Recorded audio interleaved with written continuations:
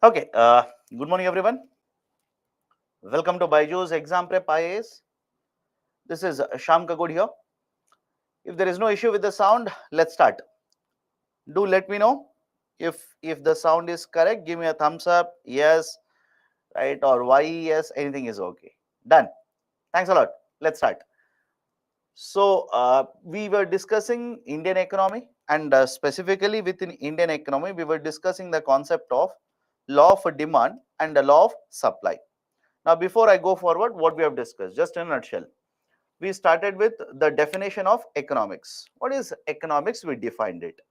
Should you by heart it? Should you take, let's say, 4 days, 5 days to by heart that definition? No, please do not worry about the definition. In simple terms, economics here is a study of behavior, study of your behavior, my behavior, government's behavior, or even companies' behavior, because all of us face scarcity. Because there's a scarcity, we face a scarcity. Scarcity means what? The resources that we have are limited. I hope remember the term resources. The resources we have are limited, but we want to achieve, we want to produce, we want to purchase, etc., etc., so many things. How do we allocate these resources, right? How do we basically allocate these resources? That is basically the idea of economics. Then economics is divided into two parts, micro and macro. Macro means everything in summation, the total aggregates in the economy, whereas micro means study of individual units. Then the concept of the evolution in economics. We have discussed what is the feature related to capitalism, what are the features related to socialism, and what are the features related to mixed economy. And the simplest way to remember all of it is, right, understand this, who will control the resources. I hope remember that term. Who will control the resources, right? Because the one who will control the resources will decide what to be produced, how much to be produced, where to be sold, at what prices to be sold. In case of capitalism, private sector. In case of socialism, government, that is a public sector. And in case of mixed economy, it's basically a mixture of both private sector as well as the government.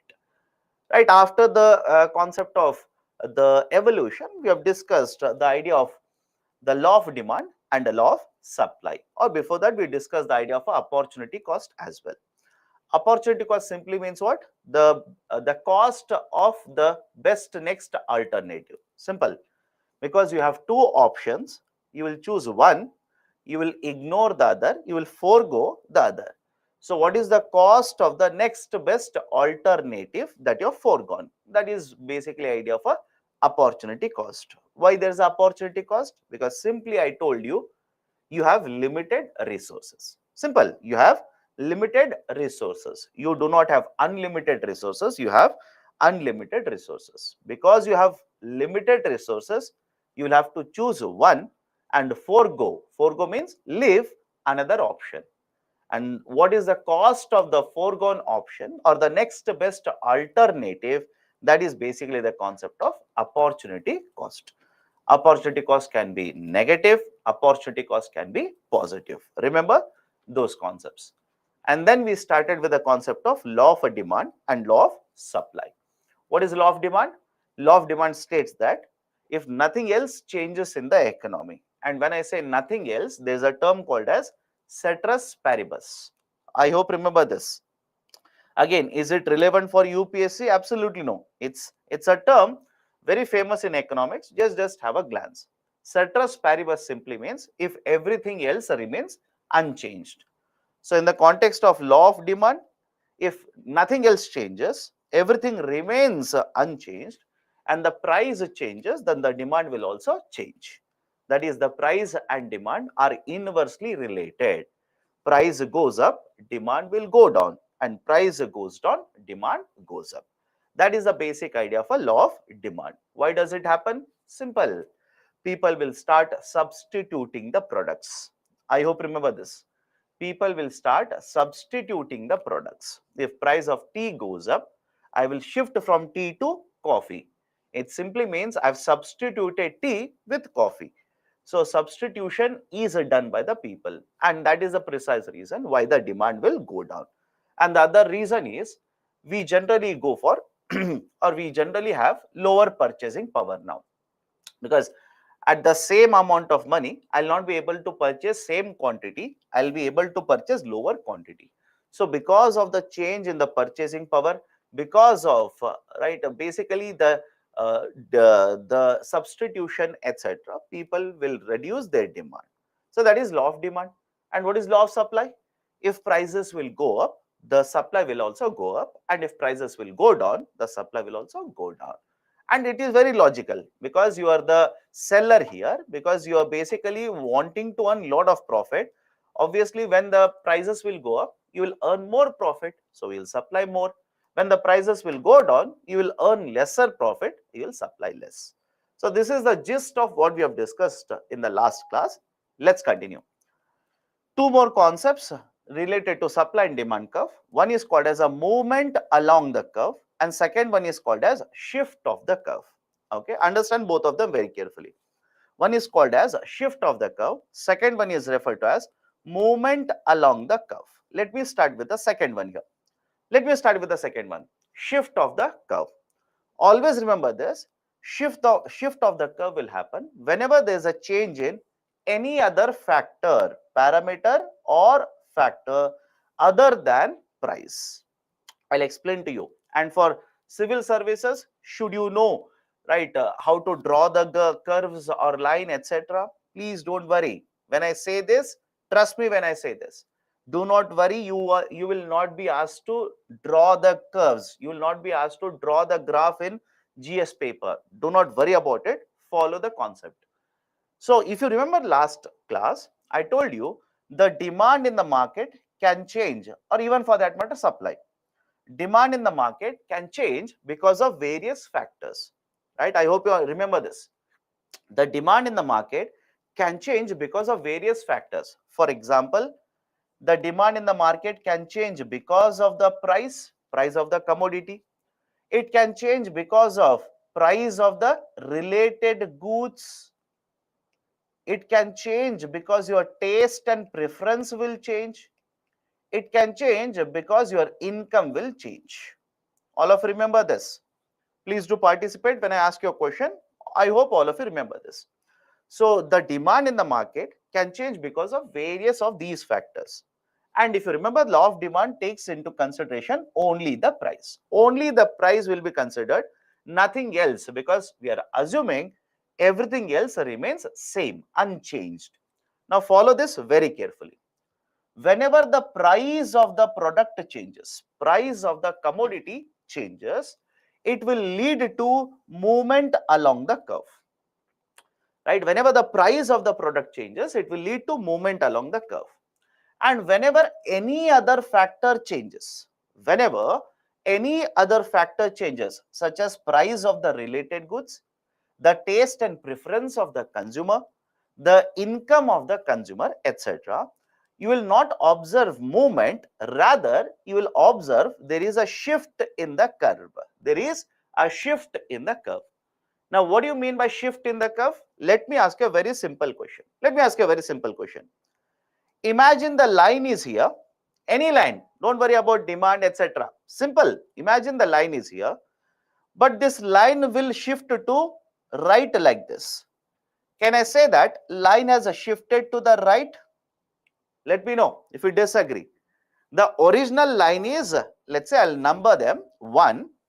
For whatever reason, the line is drawn, or another, or let's say not another line, the line has moved like this. Can I call this as a shift? Right? Original line has got shifted. And shifted to what? It has shifted to right.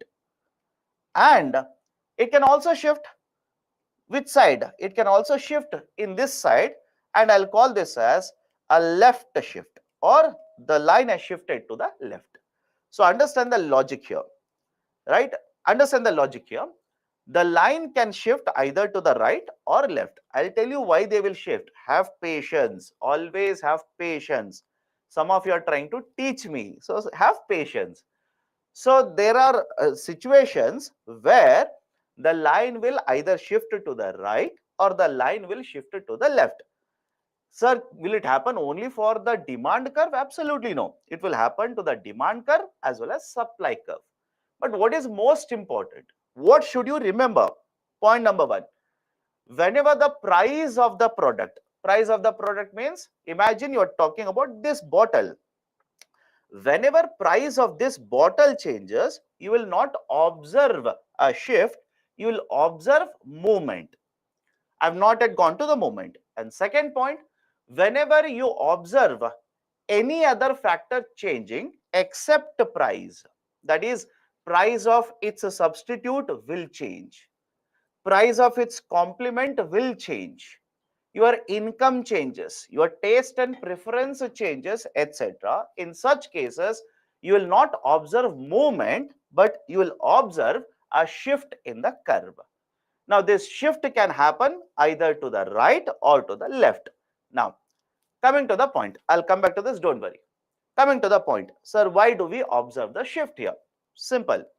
Let's say hypothetically, your income is 100 rupees. Just take simple numbers. Let's say hypothetically, your income is 100 rupees. Now, this bottle will cost you, let's say 20 rupees per unit. Is it okay? Right? One, your income is 100. The cost of the bottle is 20 rupees per unit. Now, how many bottles can you purchase? Simple. How many bottles can you purchase? You'll be able to purchase 5 bottles. Done? Now, imagine your income will change from 100 rupees to, let's say, 120 rupees. Your income will change from 100 rupees to 120 rupees. The price of the bottle remains the same. Follow this. The price of the bottle is not changing. It remains the same. But now, at 20 rupees per unit, how many bottles will you be able to purchase? You'll be able to purchase 6 bottles.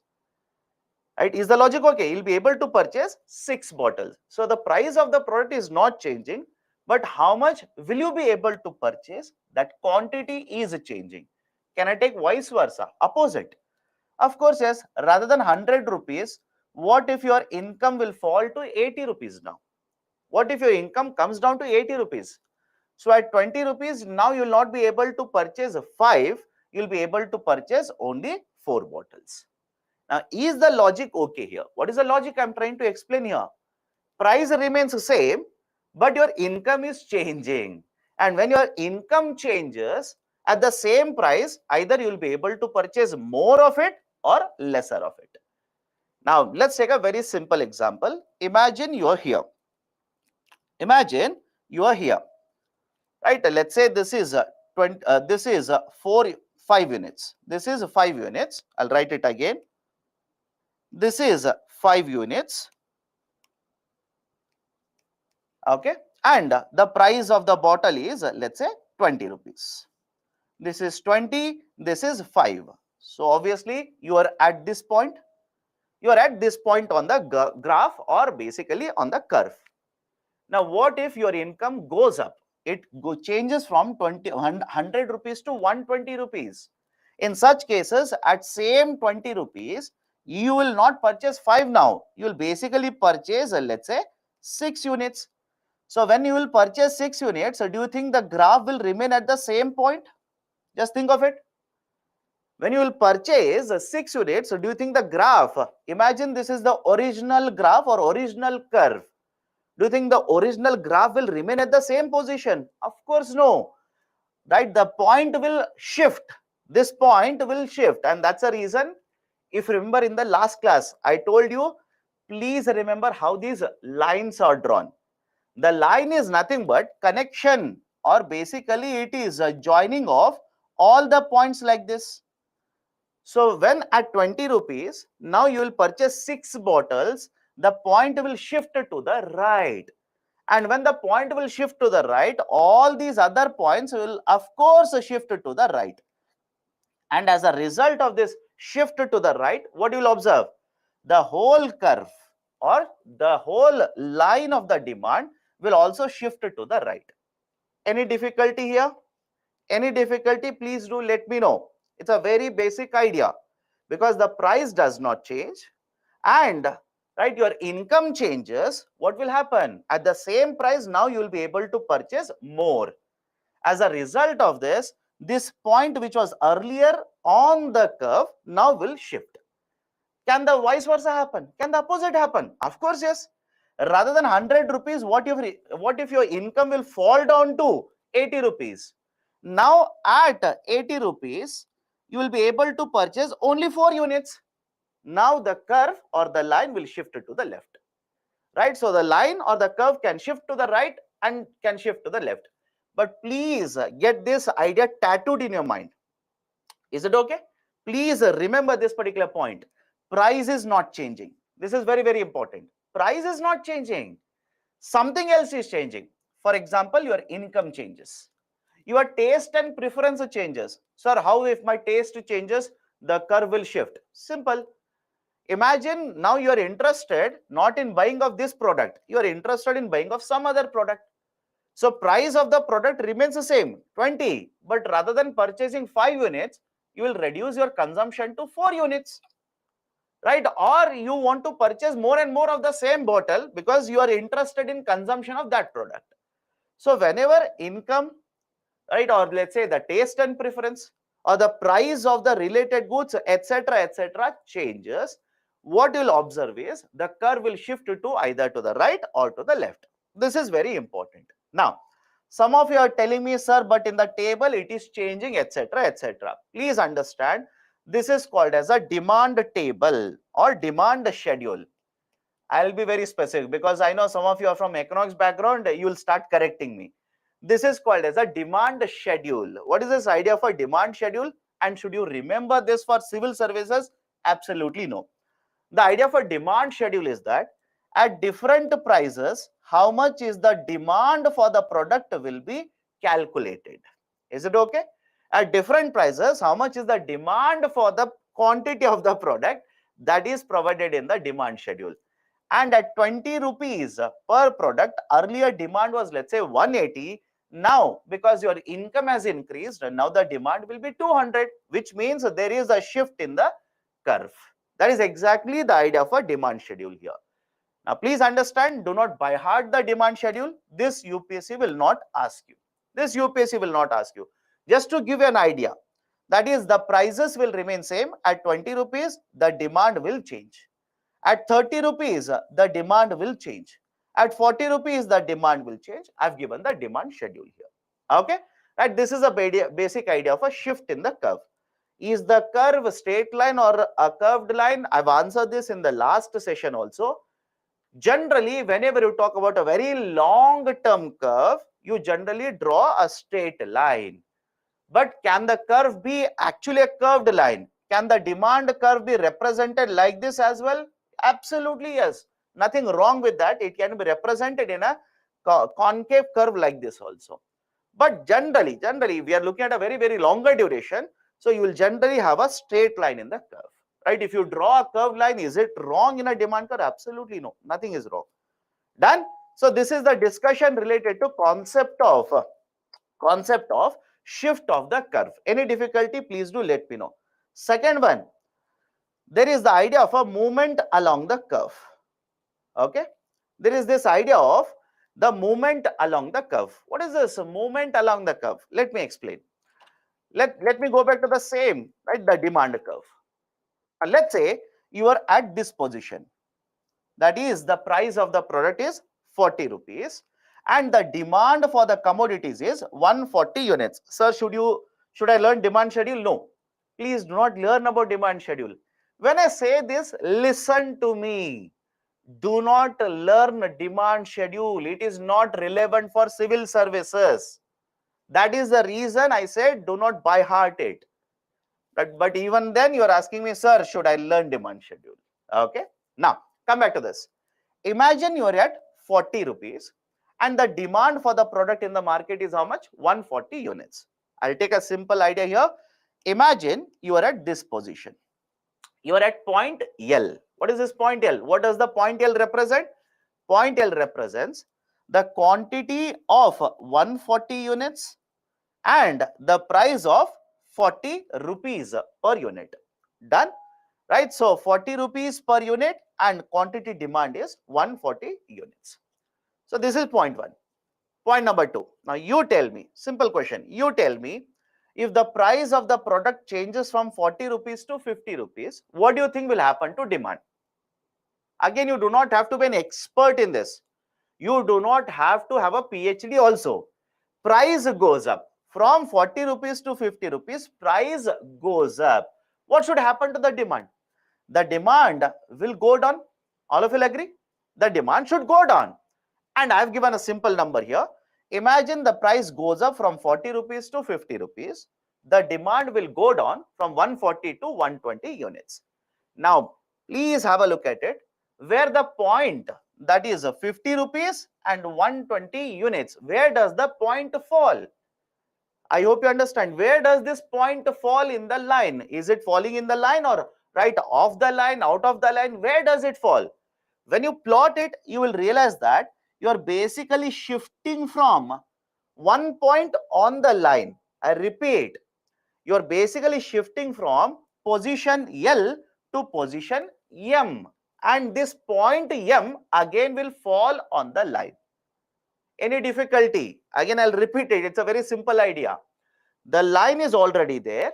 You are at point L, and now when the prices will change, you will try to find where does the point fall. Where is this new position actually coming on? And you will realize that you are basically shifting from position L or point L to point M. Can I say, look at the picture, can I say point M is again on the line? Can I say the point M is again on the line? And what is happening here? Are you going out of the line? Is the line shifting? Is the point basically moving? I hope you understand this. Is the line shifting here? No. The curve is neither shifting to the right nor shifting to the left. What is happening is the new point that you have basically plotted now, or the new point that you are looking at now, is again falling on the line itself. And because you are just shifting from this point to this point, again, rather than using the term shifting because you will get confused, because the point is simply moving on the line, I will refer to this as movement along the demand curve. Is the logic okay? It is referred to as movement along the demand curve. Can there be vice versa? Of course, yes. Imagine the price will go down. Imagine, right, the price will go down, right? That is from 40 rupees to 30 rupees. Now, as a result of this decrease in the price, what do you think will happen to the demand? Demand should also change. If the price goes down, demand should go up.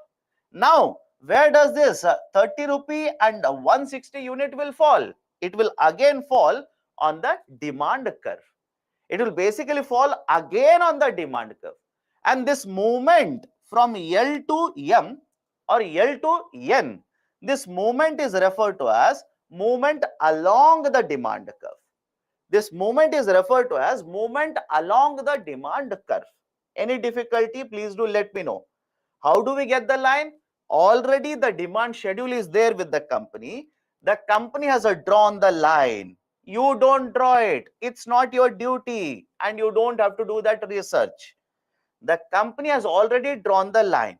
Sir, what if the price will shift from 40 to 45? Right? Do that. You will again get one more point somewhere here. I hope you understand. That is the reason this movement, because it is happening on the line, it is called as movement along the curve. It is referred to as movement along the curve. Whereas in the other case, the point will keep on shifting. It will either shift to the right or shift to the left. But here, the point will move up along the curve or move down along the curve only. That is simply, right, simple terms. Whenever you change the price, the demand will change. But whatever could be the new price and new demand, it will fall on the line itself. It will always fall on this line. And because it will always fall on the line, this is called as movement along the curve. So one is shift of the curve. Second one is movement along the curve. Now, simple question to you. When you're observing a movement along the curve, Is your income changing? Did we discuss any change in the income causing movement? Did we discuss price of the related goods causing the movement? Absolutely no. What is causing the movement here? Right, the movement is caused by the change in the prices. Is the logic okay? The movement is always caused by the change in the prices. So remember this, whenever the price of the product changes, movement along the curve. And whenever any other factor changes, either increases, decreases, doesn't matter, right? Whenever any other factor changes, you will observe a shift in the curve. You'll observe a shift in the curve. Done? Right? So this is the discussion related to shift as well as movement. Now, related to these concepts, remember two more sets of words. Whenever you talk about movement along the curve, you use terms such as contraction and expansion. I repeat, whenever you talk about movement along the curve, you talk about expansion and contraction. Right, sir, what do you mean by this? Let me put it in a statement. Let me put it in a statement. If the price of the product expands from 30 rupees to 40 rupees, if the price of the product expands from 30 rupees to 40 rupees, the demand will contract from 160 units to 140 units. Some of you might be asking, sir, why are we using these kind of terms? Because you should understand what is actually causing the change in the demand in the market. I hope you understand this. You should be able to understand what is actually causing the change in the demand in the market. Is it the price? Is it the income? What is actually causing it? So whenever you come across a term, this has expanded, this has contracted, etc., it is always in the context of price. Whereas when you talk about shift of the curve, whenever you talk about shift of the curve, you will use the term increase and decrease. You will use the term increase and decrease. For example, in this table that I've used here, if the price of the product remains the same, but your income changes from or increases from 100 rupees to 120 rupees, then your demand will increase. And if your income decreases from 100 rupees to 80 rupees, then the demand will decrease. Is it okay? Right. So this is the basic idea of the increase, decrease, contraction, expansion, movement, and shift. Right. And again, you don't have to do a lot of studies. It's simple. It's simple. Why? Sir, how do I remember it? It's very, very difficult for me. How do I remember it? All of you, at least, can you remember? Along the y-axis, you will write price. This is a simple trick. This is a very simple trick. Along the y-axis, you will write price, but you will have to remember your coordinate geometry. Along x-axis, you will write quantity. Now tell me if this point is here or the line is like this and you say shift of the curve, right? Either the line has to move like this or has to shift like this. Simple question, is the price changing? Is the price changing? Price is not changing, price is remaining same. But other factors, anything else is leading to a shift in the curve. Right? So this is the basic idea of a shift as well as the movement along the curve. What kind of questions can be asked? We'll understand. Don't worry. Let me finish the chapter. I'll show you previous year questions. Okay. Now, let's start. One more classification of goods. These are certain important classifications. Understand it. We'll go one by one. First classification is based on the income. First classification is based on income. In fact, in the first class, I told you there's a good called as a Giffen good and a Veblen good. Giffen and Veblen. Let's try and understand all those concepts now. First classification based on income, normal and inferior goods. Now, what is a normal good? Whenever income of the person changes, please understand this, it is based on income. Whenever income of the person changes, as a result of this change in the income, the demand for certain commodities in the market will also change. With the change in the income, demand will also change. But please understand, whenever the demand and income are directly proportional like this, are directly related like this, these are called as normal goods. these are referred to as normal goods. And whenever income and demand are inversely related, these are called as inferior goods. Any difficulty in understanding directly related and inversely related? Directly means if the income goes up, the demand also goes up. Simple, directly related. And if income goes down, demand also goes down. Repeat. That's what I'm doing, my dear. Understand this. Whenever the income and demand are directly related, these are referred to as normal goods. What do you mean by directly related? Income goes up, demand goes up. Income goes down, demand also goes down. Any difficulty in understanding the term directly related? Any difficulty? Second, whenever income and demand are inversely related. Inversely related means what? Income goes up, demand goes down, and income goes down, demand goes up. This is inversely related. So when directly related, normal goods. When inversely related, inferior goods. What are the examples? Have a look at this. Imagine all of us, understand this carefully. Imagine all of us start earning more and more income. Simple, right? It's simple to understand. Imagine all of us start earning more and more income. Don't you think the demand for cars will increase in the market? Let me know if you disagree. Don't you think the demand for TVs, ACs, refrigerators, etc. will start increasing in the market? So what is happening here? What is happening here? With the rise in the income, with the increase in the income, demand for these commodities is also increasing. Directly related, can I call this as normal goods? Can I call this as normal goods? And sir, what happens if the income falls? Of course, yes, apply your logic. During the pandemic, that is, let's say in 2020, 21, 22, etc., when people were losing their jobs, means what? Their incomes were going down. When incomes went down, do you think people will start purchasing more of cars?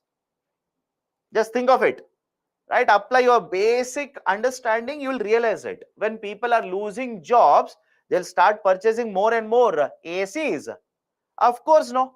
So when the income goes up, the demand for these commodities also goes up. And when income goes down, demand also goes down.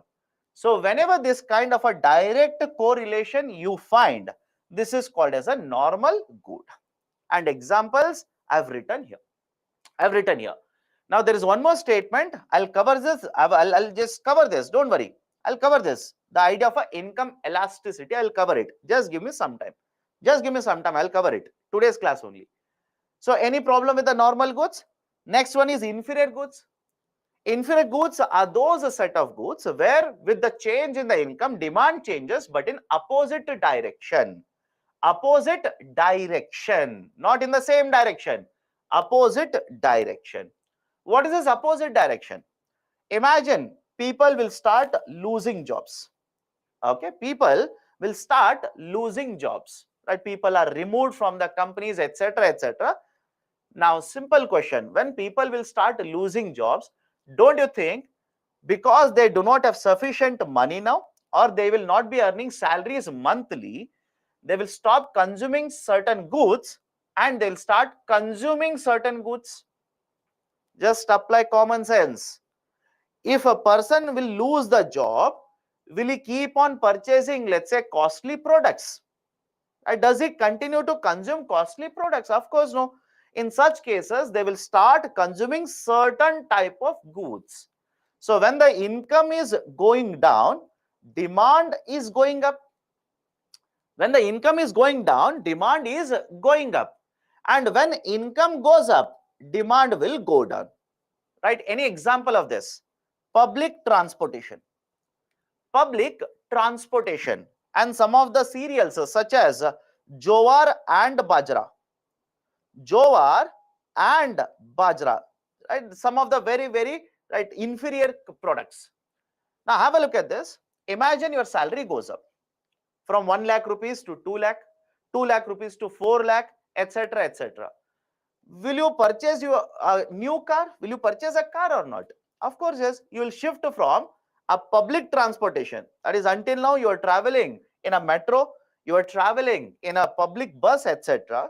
Now, rather than using metro, because you have sufficient money, your income has gone up, will you not start using a car? Now, if you are going to use the car, don't you think the demand for the public transportation automatically will go down? Any difficulty in this? Please do let me know. And the same person, imagine, will lose the job. Income will go down. Now, will they continue to consume car? Of course, no. They are worried about their future. They are worried about, let's say, what will happen in the next month, etc. So, as a result of this, they will simply shift to public transportation. Again, I'll repeat it. Right? Some of you are worried. Right? Some of you are worried. Understand the example, my dear. Don't start typing. Understand what I'm saying. Point number one, income and demand are negatively related. Negatively related means what? Right? Income goes up, demand goes down. And income goes down, demand goes up. At least is this okay with you? Right? I'm explaining and you're typing. Right? Understand it. First, income and demand will move in opposite direction.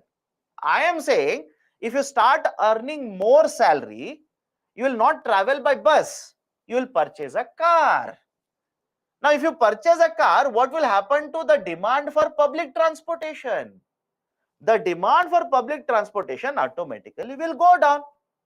Is it not the same relation that I'm talking here? Is it not the same relation?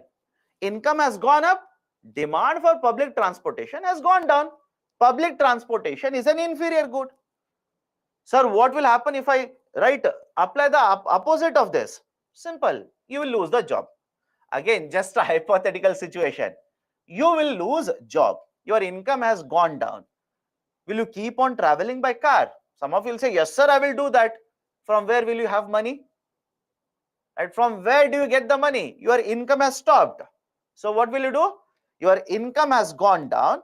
Now again, you will jump back to the public transportation. So what has happened to the demand for public transportation? Again has gone up. So income and demand are inversely related.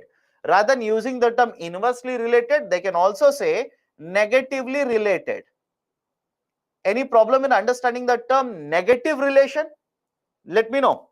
Any problem in understanding the term negative relation? Negative means, right, opposite movement. Positive means movement in the same direction. Right? So in case of normal goods, positively related or directly related. In case of inferior goods, inversely related or negatively related. Right? Cereals are nothing but food grains. Cereals are nothing but food grains. Imagine you start earning 1 lakh rupees, 2 lakh rupees, 4 lakh rupees per month. You will start consuming more and more of basmati rice. You will start consuming more and more of wheat, etc. Not jowar and bajra. Right? That is basically the idea for inferior goods. Next one, Giffen and Veblen goods. The idea for Giffen good and idea for Veblen good. Now, please remember this. Neither Giffen nor Veblen, they do not follow the concept of law of demand. They do not follow it. Why? Let me explain. But let me start with the definition here. Have patience. Listen to what I say first. Listen to what I say first. Giffen and Veblen, in both the cases, you will see that price and demand are directly related.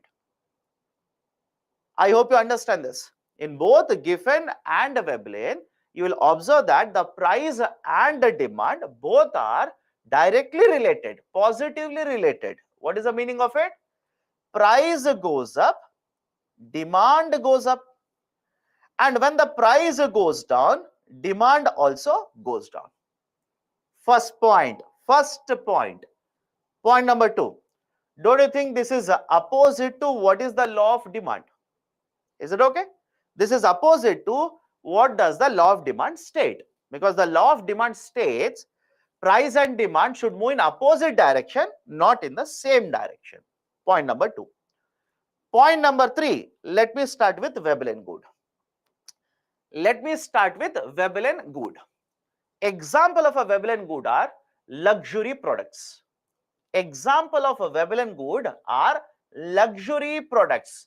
And please understand this, not just any luxury products, very, very costly.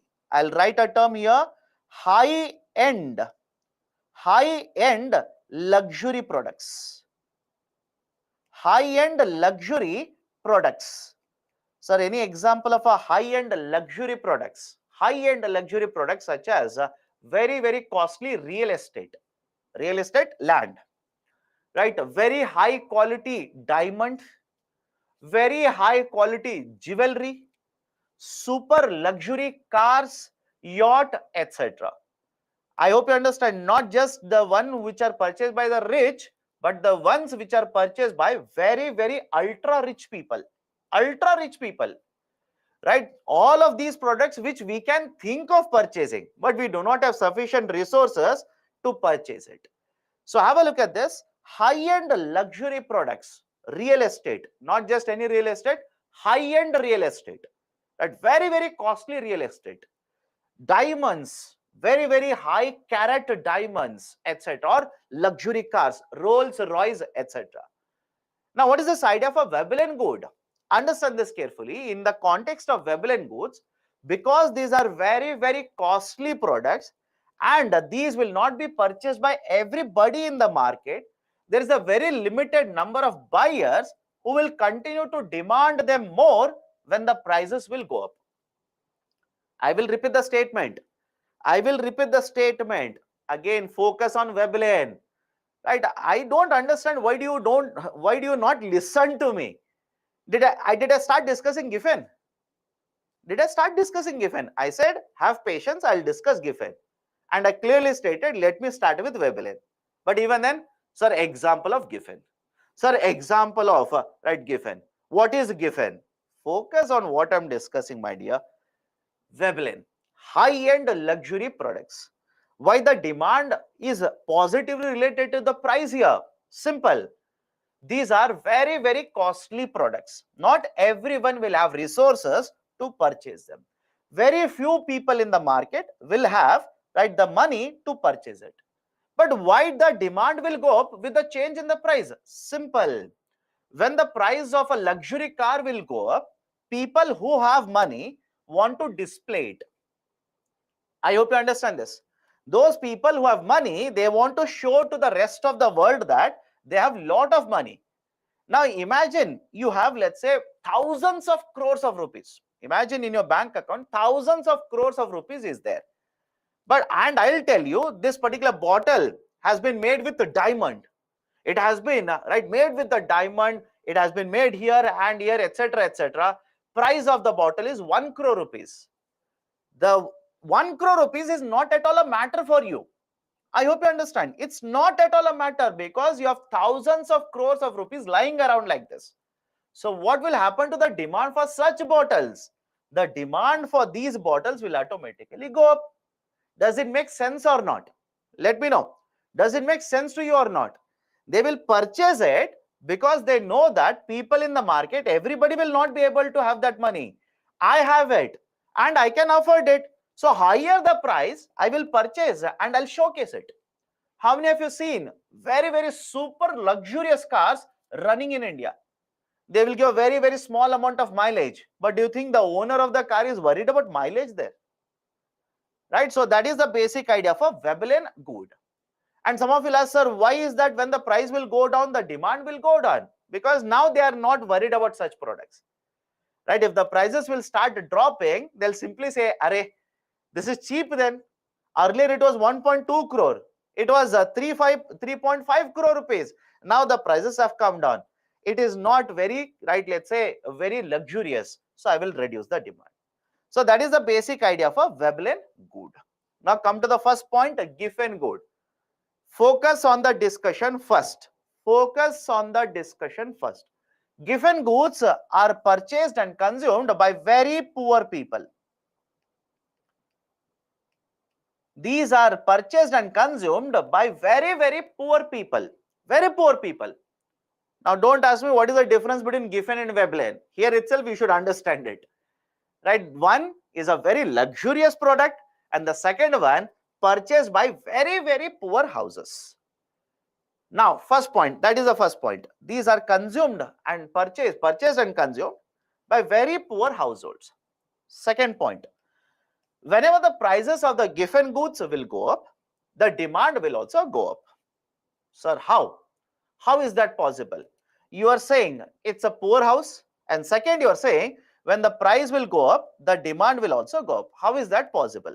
Let me give you a very, very simple example. Follow the explanation. Imagine here is a person, and the person is purchasing, let's say, rice. The person is also purchasing dal. Now, because the person is very poor, don't you think the kind of rice the person is actually purchasing is the lowest quality in the market? Is the logic okay? Right? Because the person is very poor already, the kind of rice that he is able to or she is able to purchase, it's already very, very inferior product. Very, very poor quality. Now, let's say hypothetically, the price of rice goes up. Let's say the price of rice goes up. Now, you tell me, can the person replace the rice with another quality of rice? Is it possible? Just think of it. Is it possible that some of you will say, sir, let them substitute it? In that case, you are missing the point. The person is very, very poor first. And I said, because the person is very poor, the kind of rice that the person is already consuming, it's very, very inferior product. So can the person replace this rice with any other rice? Not possible, because the substitute is costly. Substitute already is costly. Point number 2. Now can the person continue to consume more dal or same quantity of dal? Right? Some of you will simply say, sir, let them eat more dal. Possible. Think of it. Is it possible that when the price of rice has gone up, will you be able to purchase more dal here? Of course, no. Forget about more dal. Forget about more dal. Will you be able to purchase same quantity of dal? That also doesn't work out. Why? Poor house. Follow that. It's a very, very poor house. So what the person will do? What the person generally does is, because they will not be able to consume the same quantity of dal, but they need some amount of food. They need a minimum amount of food just to stay alive. What they do is, despite the price of rice going up, they will purchase a little bit more of rice. Is it okay or not? Right? I'll tell you why they are purchasing more rice. Follow this carefully. Because they are not able to purchase the same quantity of dal, or even more dal is not feasible now. Money is not there. So what they will do? Yes, the price of rice has gone up, but I need some amount of rice to stay alive. I need, right, some amount of rice to stay alive. My family members require rice. I cannot afford dal. So rather than purchasing more of dal, what I will do? I will purchase more of rice. Any difficulty in understanding this? Do let me know. Any difficulty? Sir, any example of a given good? Very, very inferior products. Very much inferior products.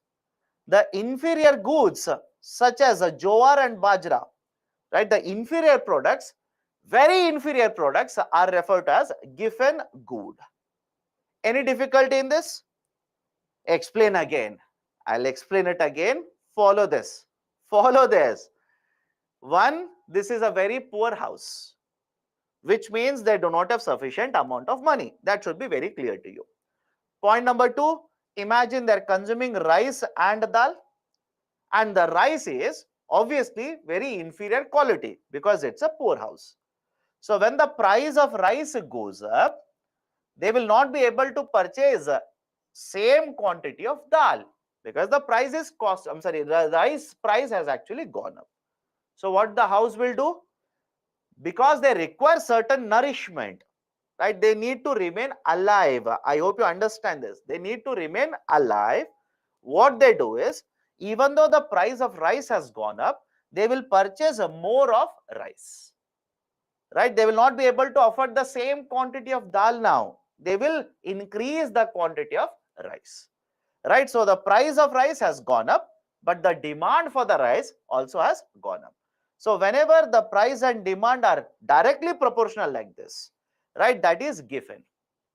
That is given. Why can't they buy more dal? My dear, you tell me. It simply means you are devoid of reality. When you talk about rice and dal, which is more costly? There is a question, right? Why can't they purchase more of a dal? Between rice and dal, which is more costly? If rice cost is, let's say, 10 rupees a kg, 20 rupees a kg, dal will cost you 80, 90, 100. And when the price of rice goes up, it's a poor house, you want them to purchase more dal, right? How can you justify that, right? Now, what about dal price? Dal price is not changing. I'm talking about only about rice. I'm talking about only about rice. Don't worry about dal. Rice price is changing. Okay. Okay. So this is basically the idea of a given good. So understand the logic here. Price and demand positively related. Positive, same direction. But when this is an inferior good, it is a given.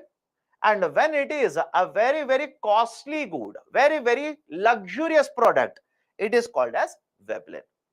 Right? This is basically the idea of a given and a Veblen. Next, merit and demerit.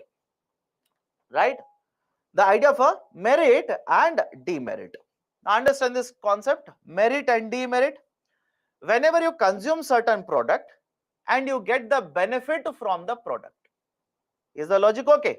Whenever you consume the product, you get the benefit, society also gets the benefit. This is called as a merit. I'll give you example, have patience first. Right? So you consume, you get the benefit, society or the economy also gets the benefit, merit. When you purchase, right? When you purchase and consume a product, you are affected by it and other people surrounding you are also affected by it. That is called as a demerit good. Right? Understand the definition first. I'll give you examples. Example 1. If you get very good quality education, if you are getting very good quality education, is it not good for you? Simple. Is it not good for you? Answer is yes.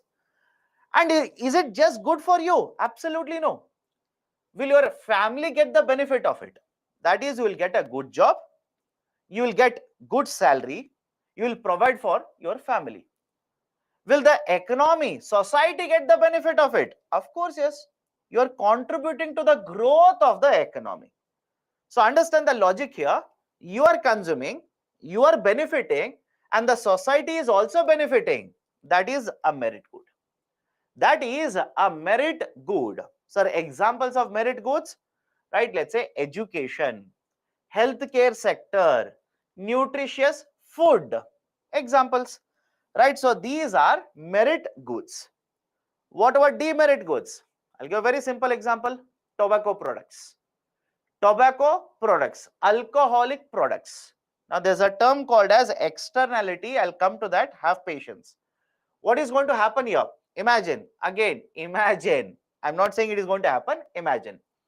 After the class is over, right, I will drink a lot of alcohol. I'll take the car, go on the road. Right now, point number 1. Because I've consumed alcohol, is it good for me? How many of you think consuming alcohol is good for me? Again, I'm not talking about you. I'm talking about myself. Okay. Is alcohol good for me? Of course, no, not good. Now, when I've consumed alcohol, I'll take the car, go on the road. Is it good for people around me? Right? Is it good for, let's say, other vehicles on the road? Is it good for pedestrians, etc.? Of course, no. So neither am I getting the benefit, nor anybody else surrounding me is going to get the benefit of it. In fact, they will be harmed by it. Such kind of goods are referred to as demerit goods. Such kind of goods are referred to as demerit goods. Now, there's a term called as externality here. Understand this. There's a term called as externality. Let me explain this. Follow this carefully. externality means it is talking about two events. Point number one, it is talking about two events which are separate, but they are not related. Right? Is it okay? I'll repeat it again. Externality. Whenever you talk about externality, you're talking about two things. Both of them are not related, but because one is happening, it will have an impact on the another. I'll repeat it again. Right? Because it is happening, it will have an impact on the another. Right? This is called as an externality. Let me give you current affairs example. Tell me, is it externality or not? Because Russia has started a war against Ukraine. Because Russia has started a war against Ukraine, will it have an impact on India? Simple yes or no question. Will it have an impact on India? Answer is yes. Do not have any doubt regarding this. Please do not have any doubt. Answer is simply yes. So have a look at this. These are the two events. Right? Russia attacking Ukraine, one event. Indian economy is another event. Don't you think both are generally unrelated? India is not promoting war. India is not involved in the war. India is neither supporting any of the two parties. India has a neutral stance. We are staying away. We are nowhere related. But because of this event, don't you think the Indian economy will be affected? Can I call this as an externality or a spillover? Can I call this as an externality or a spillover? That is a basic idea here. Right? And again, understand this, externality or a spillover effect can be positive as well as negative. I hope you understand. The externality can be positive or it can be negative also.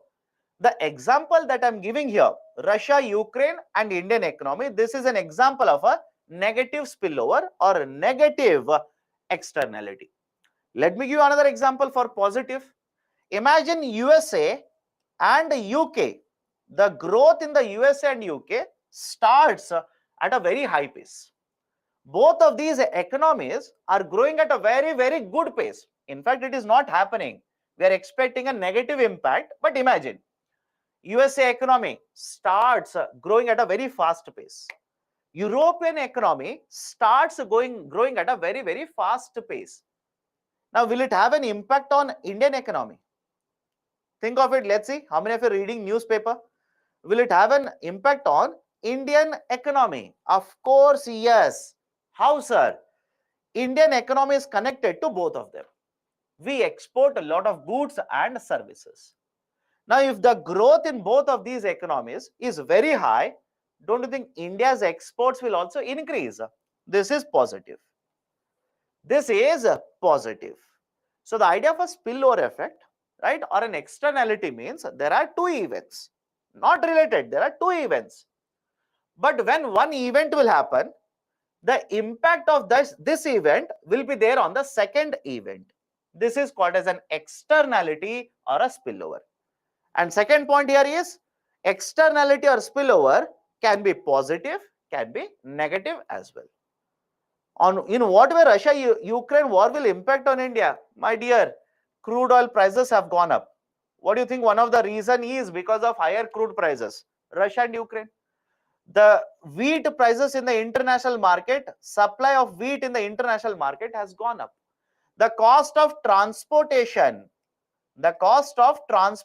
of the containers has gone up. And all of these are affecting Indian economy. Right? And those who are asking me this question, it simply means you are not reading newspapers. It simply means you are not even worried about what is happening. You are not watching YouTube videos also. You are not reading newspaper also. Now, question is, from where will you get the current affairs then? Okay, right? So again, just a simple idea. Can you extrapolate it? Of course, yes. You can connect it to so many things. Okay, so merit goods and demerit goods. Any difficulty in understanding this? Right? Any difficulty in understanding this? Right? Merit and demerit. And again, please understand. Repeat externality. Externality means there are two events. When one event will happen, the impact of this event will be felt on the second event. That is called as an externality. Okay. Sir, but India is buying crude from Russia. My dear, how much of the crude do you think we have bought from Russia? Let me know. Let me know. How much of the crude do you think we have brought from Russia? Point one. And do you think overall trade that we're doing, it's only crude? Is it only crude? Absolutely no. Absolutely no. Fertilizer prices have increased. Crude oil prices that we are purchasing overall has increased. We have got the benefit, no doubt. From Russia, again, it's a very, very small amount of benefit. I believe around $3 billion. Around $3 billion worth of benefit we have got. But what about other crude oil? Right? What about right, all the other imports that we have done? What about steel? What about freight transportation? Everything has gone up. Okay. Next one, based on the producer, public good and private good. Public good and private good. Now, what is this public good and what is the private good? Let me start with a very simple example. Imagine you go to market, purchase a car. You go to the market, you pay money and you purchase a car. Who has the right to use the car? Point number one. Who has the right to use the car? Only you. Right? Only you. Second, if you do not pay the money, do you think they will give you the car? Right? If you don't pay the money for the car, do you think they will give you the car? No, they will not hand over the car to you. So point number one, whenever you talk about private goods, you need to pay money for private goods. And the term that they use is excludable. Excludable simply means if you don't pay, you can be excluded. You will not be allowed to use the product. Excludability. Second one is a rival. Imagine there are 10 cars in the market. In the market, there are 10 cars. You will go purchase one car. Now tell me how many cars are there in the market? 9 cars will be there in the market. Now, can I put it in a different way? You purchasing a car has reduced the availability of cars in the market. I will repeat it again. Understand this carefully. You purchasing a car has reduced the availability of cars in the market. This is called as rival. Any difficulty? Please do let me know right now. Excludability means you pay for it, only then you will get access to it. If you don't pay for it, you will not be given access. You cannot consume the product. Rival means when you purchase this particular car. Consumption means when you purchase this particular car, the availability of it is reduced in the market. Right? The purchasing of this car will prevent, right, basically prevents from others using this car because the availability of the product in the market has come down. Right? What is the example here? Private products. What is the example? Anything that you can see left and right in your room. The book that you have purchased, TV, car, washing machine, fan, AC, mobile, right, or the laptop, all these are examples of private goods. All of these are examples of private goods. Second, public goods. Right? What is the meaning of public goods? These are non-excludable and non-rival. I'll give you examples. Have patience. These are non-excludable. Non-excludable means what? The government which is providing them. Let's take a simple example. Imagine government is providing certain good to you. Government will provide it, either a good or a service, but doesn't charge you. If you don't pay money, government will not exclude you. Absolutely no. Non-excludable. Example of this, defense. Defense. All of us are given defense. Right? Any issue with this? All of us are given defense. Given defense means what? Our soldiers are standing at the border protecting all of us. But you think government will charge money for us? Don't say tax. Tax is not a charge. I hope you understand. Tax is your contribution. You will have to compulsorily pay taxes. That is a different. Now, some of you will say, but sir, I'm giving tax. How can you justify it? Simple example. Imagine here is person A and B.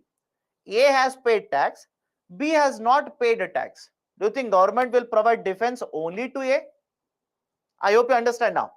Do you think government will provide defense, that is protection from, let's say, Chinese attack only to A? Of course, no. It will extend the defense services to both of them. I'll give you one more example. A street light. A street light, right? Imagine there is a road and in the road there is a light, street light, right? Do you think government is providing street light only for a specific consumer there? Right? Because you have paid tax, only you can walk on that road. Only you can stand below that particular light. Absolutely no. Whether you have paid the tax or not paid the tax doesn't matter. The street light, the services is available for everyone to consume. So it is non-excludable. Second, it is not rival. It is a non-rival as well. What do you mean by non-rival here? Imagine you are consuming defense services. That is, you are getting defense, right? Or you're basically using the defense services. Does it mean that it is not available for others? I hope you understand. Does it mean that it is not available for any other citizen in India? Of course, no. It is available to everyone in the Indian system. So argument is simple here. Whenever you talk about public goods, these are non-excludable. That is, you do not have to pay. Government or anybody else, I'll give you examples. Anybody else will provide it to you, right? They will not charge you. Second, these are non-rival, meaning what? You can continue to consume it. You are consuming it doesn't mean that it is not available for others. It is available to everyone, right? Whereas private goods are excludable as well as rival. Now, what are the examples for public goods? Street light. Street light, again, normal street. Don't say, sir, in my locality street is there, etc. Right? Let's say normal street and not, let's say, fenced areas. So normal street, government has established or set up a light here. Anybody can use it. Right? Defense, law and order, etc. What about the private goods? Anything that you can see right now. Laptop, mobile phone, AC, TV, refrigerator, right? The clothes you are wearing, etc., etc., etc. All of them are private goods. Now, some of you have started asking, but sir, in this case, that will happen. In this case, it will happen. Let me give you, right, one more classification here. Let me give you one more classification, right? That is, on one side, I'll write excludable, non-excludable, and second, rival, non-rival. Let's start. Whenever it is excludable and rival, these are called as private goods. Any difficulty in private goods?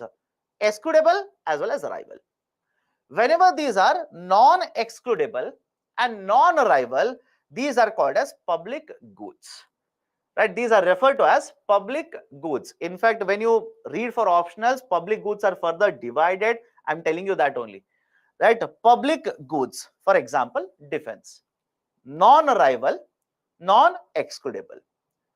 But you will see that government will not always provide public goods. I hope you understand this. Government will not always provide public goods. That is, government will not provide everything to you free of a cost. Government will also provide certain goods or services where they will charge. Is it okay? Where they will charge. Right? And remember this, the term public doesn't mean government here. Is the logic okay? The term public here doesn't mean government. Do not equate it to is equal to government. No. Any good that is available for which you do not have to pay money and you consume it, and basically it will not reduce the availability to others, it is called as a public good. But generally, understand this, generally what we have observed is, it is only the government which provides public goods. Private sector is not worried about it. You will ask me, sir, why? Why does private sector does not provide public goods? Private sector by default works for profit. And because they are working for profit, what will happen? Because the charges are not imposed here, they will not come into public goods. Now, let me focus on common goods as well as club goods. Let me focus on common goods and the club goods.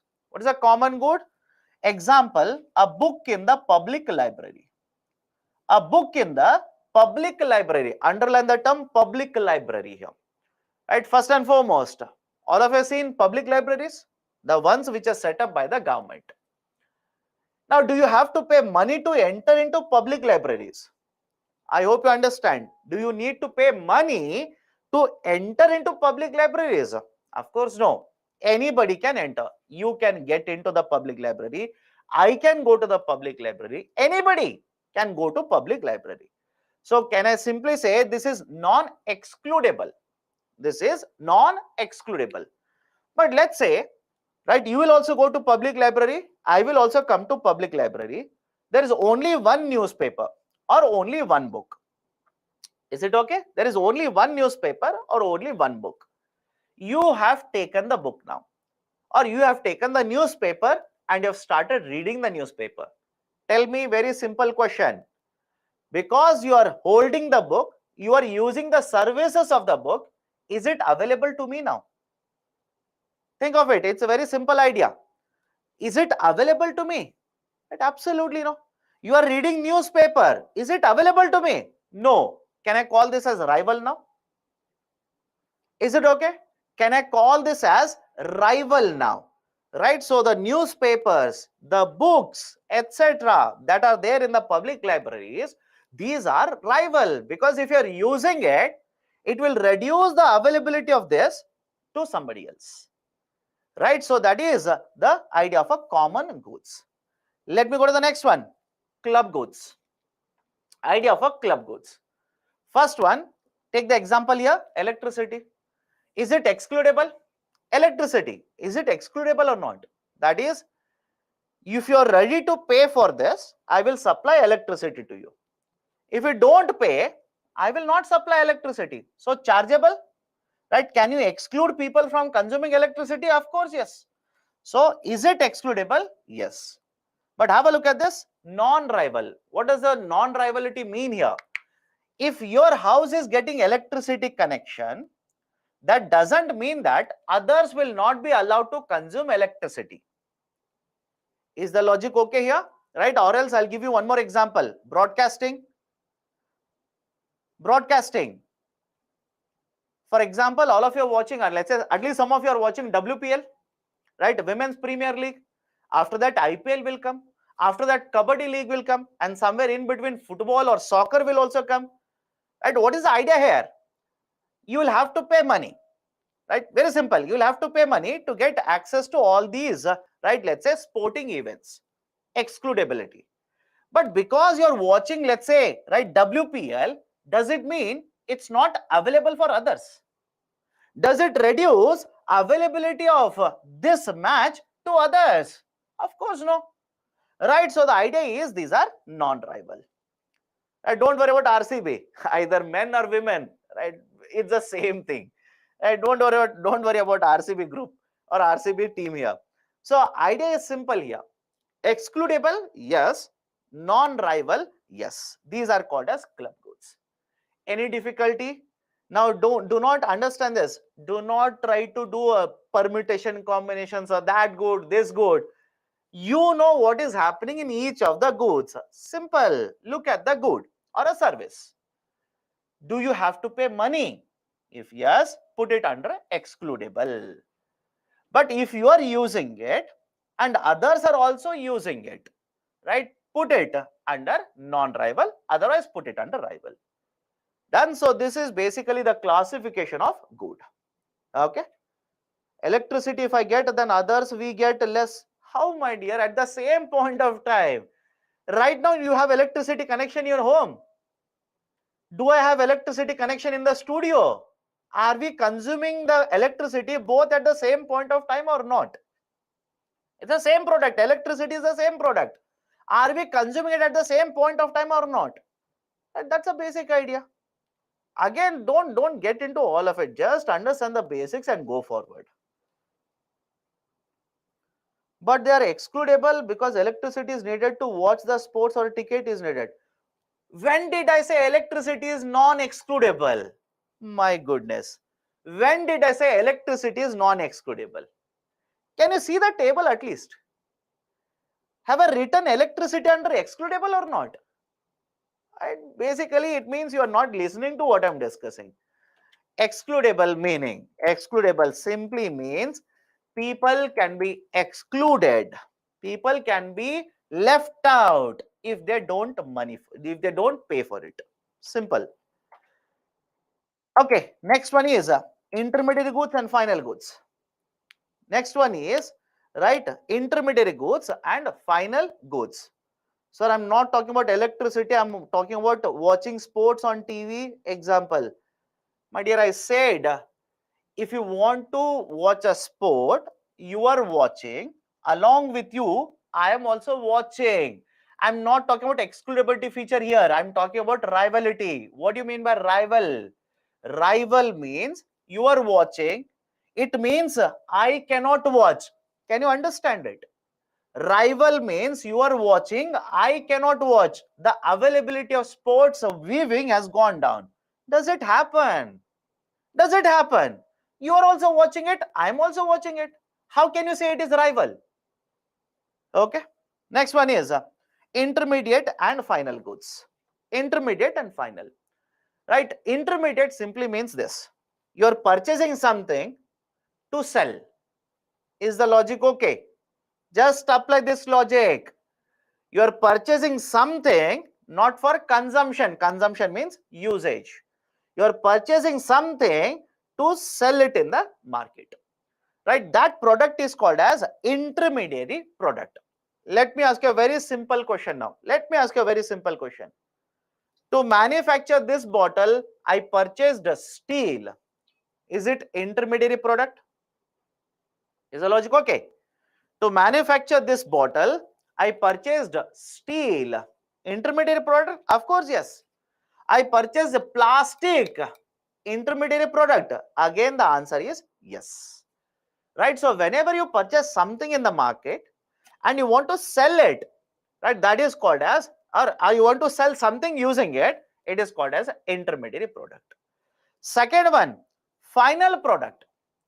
You will purchase something for usage, not for selling, for usage. That is basically the idea of a final product. Example, you will purchase car. Right? Tell me, you have purchased car? Of course, yes. Someone will say, sir, no, sir, I have not purchased car. Have you purchased a mobile phone? You have purchased a TV, washing machine. You have purchased a biscuit, right? A cookie, soft drink, etc. For what purposes? For consumption purposes, for usage purposes, right? That is basically the concept of final goods. Is it okay? Is the logic okay here? Intermediary, you're purchasing not for usage, you want to sell it to somebody else, right? These are used as inputs. I repeat, these are used as inputs, right? A certain inputs are used, another product is purchased, and it is sold in the market. So what you have purchased is called as intermediary good. And second, a final good.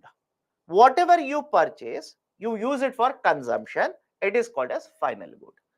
Now I can see many of you are doing permutation and combination. My suggestion, stop, because a product itself cannot decide whether it is an intermediary or final. I hope you understand. I'll give you example. Have patience. A product itself, looking at it, you cannot decide whether it is an intermediary or final. It depends on who is using it, who is actually using it. For example, milk. Early morning, I'm talking about milk here. Have a look at this. If milk is purchased by you, right? If milk is purchased by you, tell me, are you purchasing milk for selling something or for consuming? I hope you understand. It's for consumption. Can I call this as a final good here? Can I refer to this as a final good? But the same milk will be purchased by, let's say, a restaurant, a hotel, A restaurant or a hotel? You tell me. Do you think the owner of the restaurant is purchasing milk for consumption, for drinking? Right? Absolutely no. They will purchase it, they will produce something, sell it to you, you will pay for it. Can I call the same milk as an intermediary here? As an intermediary. So that's the reason, whatever you're doing, stop it. You're simply wasting your time. Why? A product itself cannot determine whether it is a final or intermediary. Where it is used, that will determine whether it is a final or intermediary. Done? So intermediary good and final good. Next one, substitute and complementary. I've discussed substitute and complementary in the first class. Do you remember it or not? I've discussed a substitute and complementary in the first class itself. Right? Substitute means what? Set of goods which are consumed individually, not combination, individually. And complementary, these are set of goods which are consumed in combination. Next is the concept of elasticity. But before that, any question? Electricity saving is done, then why that saved electricity can be shifted to other house? That why electricity is my dear, you're confused about the term excludability. First and foremost, you are confused. Understand it. Excludability means you will have to pay money. Is the logic okay? You will have to pay money. If you do not pay money, they will not give you the product. Now, electricity, is it excludable or not? Right? If you don't trust me, just ask your parents, who are every month scolding everybody in the house because the electricity bill has gone up, not down, gone up, because summer has started now. Everybody starts using ACs, fans, etc., etc. So excludability, absolutely yes. If you don't pay electricity bill, they will not give it to you. Right? Rivalry means what? You are consuming the product at the same point of time, or others are also consuming the same product or not.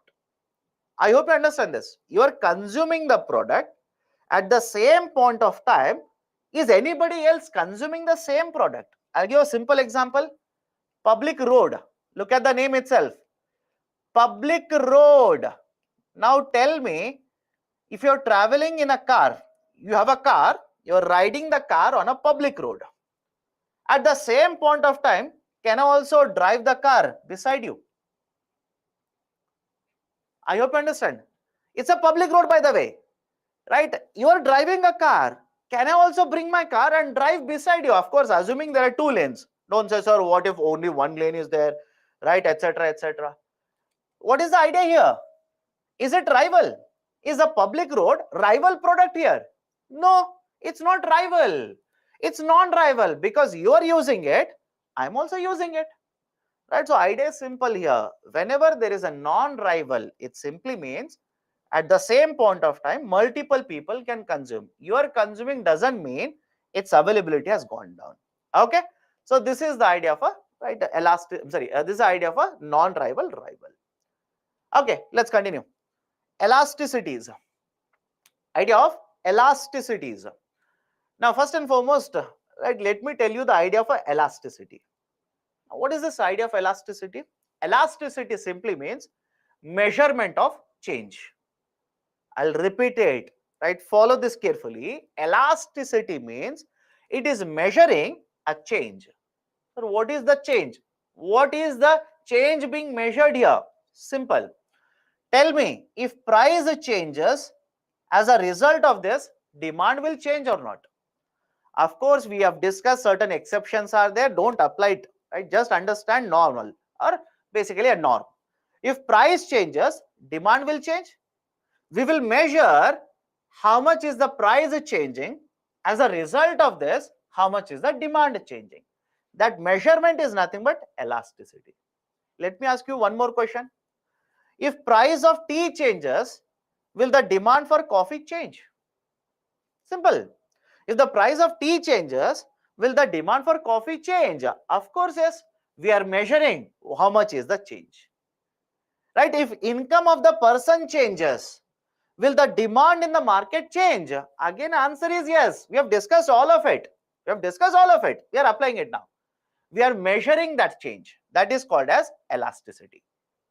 Is it okay? What is elasticity? I'll define it again. Elasticity measures changes. We are measuring changes that are taking place as a result of change in one more factor. For example, if factors such as income changes, price changes, or price of the related goods changes, as a result of this, how much is the change in the demand? That measurement is called as elasticity. Now, although I'm talking in the context of demand here, please understand, we can measure the change from the demand side as well as supply side. We can measure this particular change from the demand as well as supply. So that's the reason under elasticities, there are 4 types. Price elasticity of a demand, income elasticity of a demand, cross elasticity of a demand, and the 4th one is price elasticity of supply. 4 types are there. Let's go one by one. Let's go one by one. But before explaining this, I'll give you one example. I'll show you calculation. Do you need to by heart the calculation? Absolutely no. Do not by heart. Do not waste your time in mugging up the calculation. Not necessary. But suddenly I'll show you this calculation and the outcome, some of you will get confused. Only for that purpose, let me show you one calculation here. And again, one calculation to understand what is zero, what is negative, what is positive, more than sufficient. Not every time you require calculation. Let's say I'll show you calculation regarding price elasticity of a demand. What is price elasticity of a demand? PD is equal to, look at the formula, the change, the percentage change in the demand for good X divided by percentage change in the income of the person. I'm sorry, I'm talking about price elasticity. Percentage change in the price of the product. Price elasticity of a demand. Let me start here. Remember the formula, right? Otherwise, I'll write it here. Percentage change in the demand divided by percentage change in the price of the product. What do you mean by that? What do you mean by percentage change here? Let me show you one calculation. Again, do not by heart it. Do not waste your time. For all the others also, similar calculations are done. Understand it here itself. Let's say here is a product. The price of the product was 10. The price has gone up to 12 rupees. Sir, is it always increasing? Can it decrease? Of course, yes. It can also fall down. Now, simple question. How much is, right? How much is the percentage change here? Can I simply say 20%? Simple, right? The percentage change, in fact, focus on this. I will use positive and negative. And I'll tell you where to use positive, where to use negative, etc., etc. I'll tell you focus. So the change that has been observed here is positive 20% or 20%. Now, simple question to you. If the price of the product has gone up like this, what should happen to demand? What should happen to demand? Should the demand also go up? Of course, no. I'm talking about normal goods here. Don't worry about, right, sir, what if it is a Veblen good, etc., etc. Focus normally. Okay. Demand was, let's say, 500 units. Right? The demand in the market was 500 units. Now, imagine the demand has fallen down to 450 units. Demand has fallen down. Of course, it should fall down to 450. How much is the change in the demand? Minus 10%. Minus 10%. Now, focus on the next point carefully. If you look at the formula, price elasticity of a demand, in the numerator, you are supposed to put change in the demand, percentage change, and in the denominator, you are supposed to put change in the price. But whenever you talk about price elasticity of a demand, you will not be worried about positive and negative symbols. I repeat, whenever you are talking about price elasticity of a demand, you are not concerned about positive and negative symbols. Why? Here is the argument. Simply understand this. In the price elasticity of a demand, under PAD, I am simply trying to find out if there is a change in the price, how much will be the change in the demand. Is my argument okay with all of you? right? I'll repeat it. We are trying to simply identify to what extent the demand will change. We are not worried whether the demand is going up or going down. Absolutely no.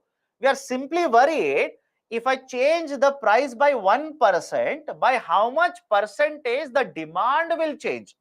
That's it. And because you're concerned about the magnitude of the change, you're concerned about the size of the change, you will ignore positive and negative symbols. Right? Remember it. Because some of you later will say, sir, but earlier you ignored positive and negative. Now you're talking about positive and negative. Right? It's very confusing. The logic is simple. In some other types, you're concerned about in what direction they will move. I hope you understand this. In other types of elasticities, you will be worried about what is the direction. Are they moving in the same direction or opposite direction? But in PED, you are not worried about the direction. You are worried about the magnitude of the change. How much is the change, right? How much is the change in the demand with the change in the prices? Now substitute. Percentage change in the demand is how much? 20%. Percentage change in the price is how much? 10%. Cancel, cancel, cancel, cancel. I'll simply write a PD is equal to 2. I'll simply write a PD is equal to 2. What does it mean? What does the PD is equal to 2 mean? Simple. If there is 1% change in the price of the product, the demand will change by 2%. Is it okay? Let me know. Right? What is the PD equal to 2 means? If there is 1% change in the price, right, the demand in the market will change by 2%. Right? That is the concept of price elasticity of a demand. And always remember this, whenever you get the PD greater than 1, I repeat, right, whenever you get a PD greater than 1, the product is said to be having elastic demand. I'll repeat the statement here, understand it. Whenever you get a PD greater than 1, you will get a product which is said to be having elastic demand. Elastic means what? Right? The change in the demand is much, much higher. The change in the demand is higher. Can I give you examples? Whenever you focus on anything except essential, what is essential? Electricity, salt, petrol, diesel, food grains. Now you tell me, if any other prices, any other product prices, such as perfume, right, such as let's say a car, such as any other luxury product, if the price goes up, don't you think, right, don't you think the demand should change? Right? I hope you understand this. Right? I'll repeat it again. When the price of luxury products such as perfume goes up, don't you think the demand should change? The demand should change.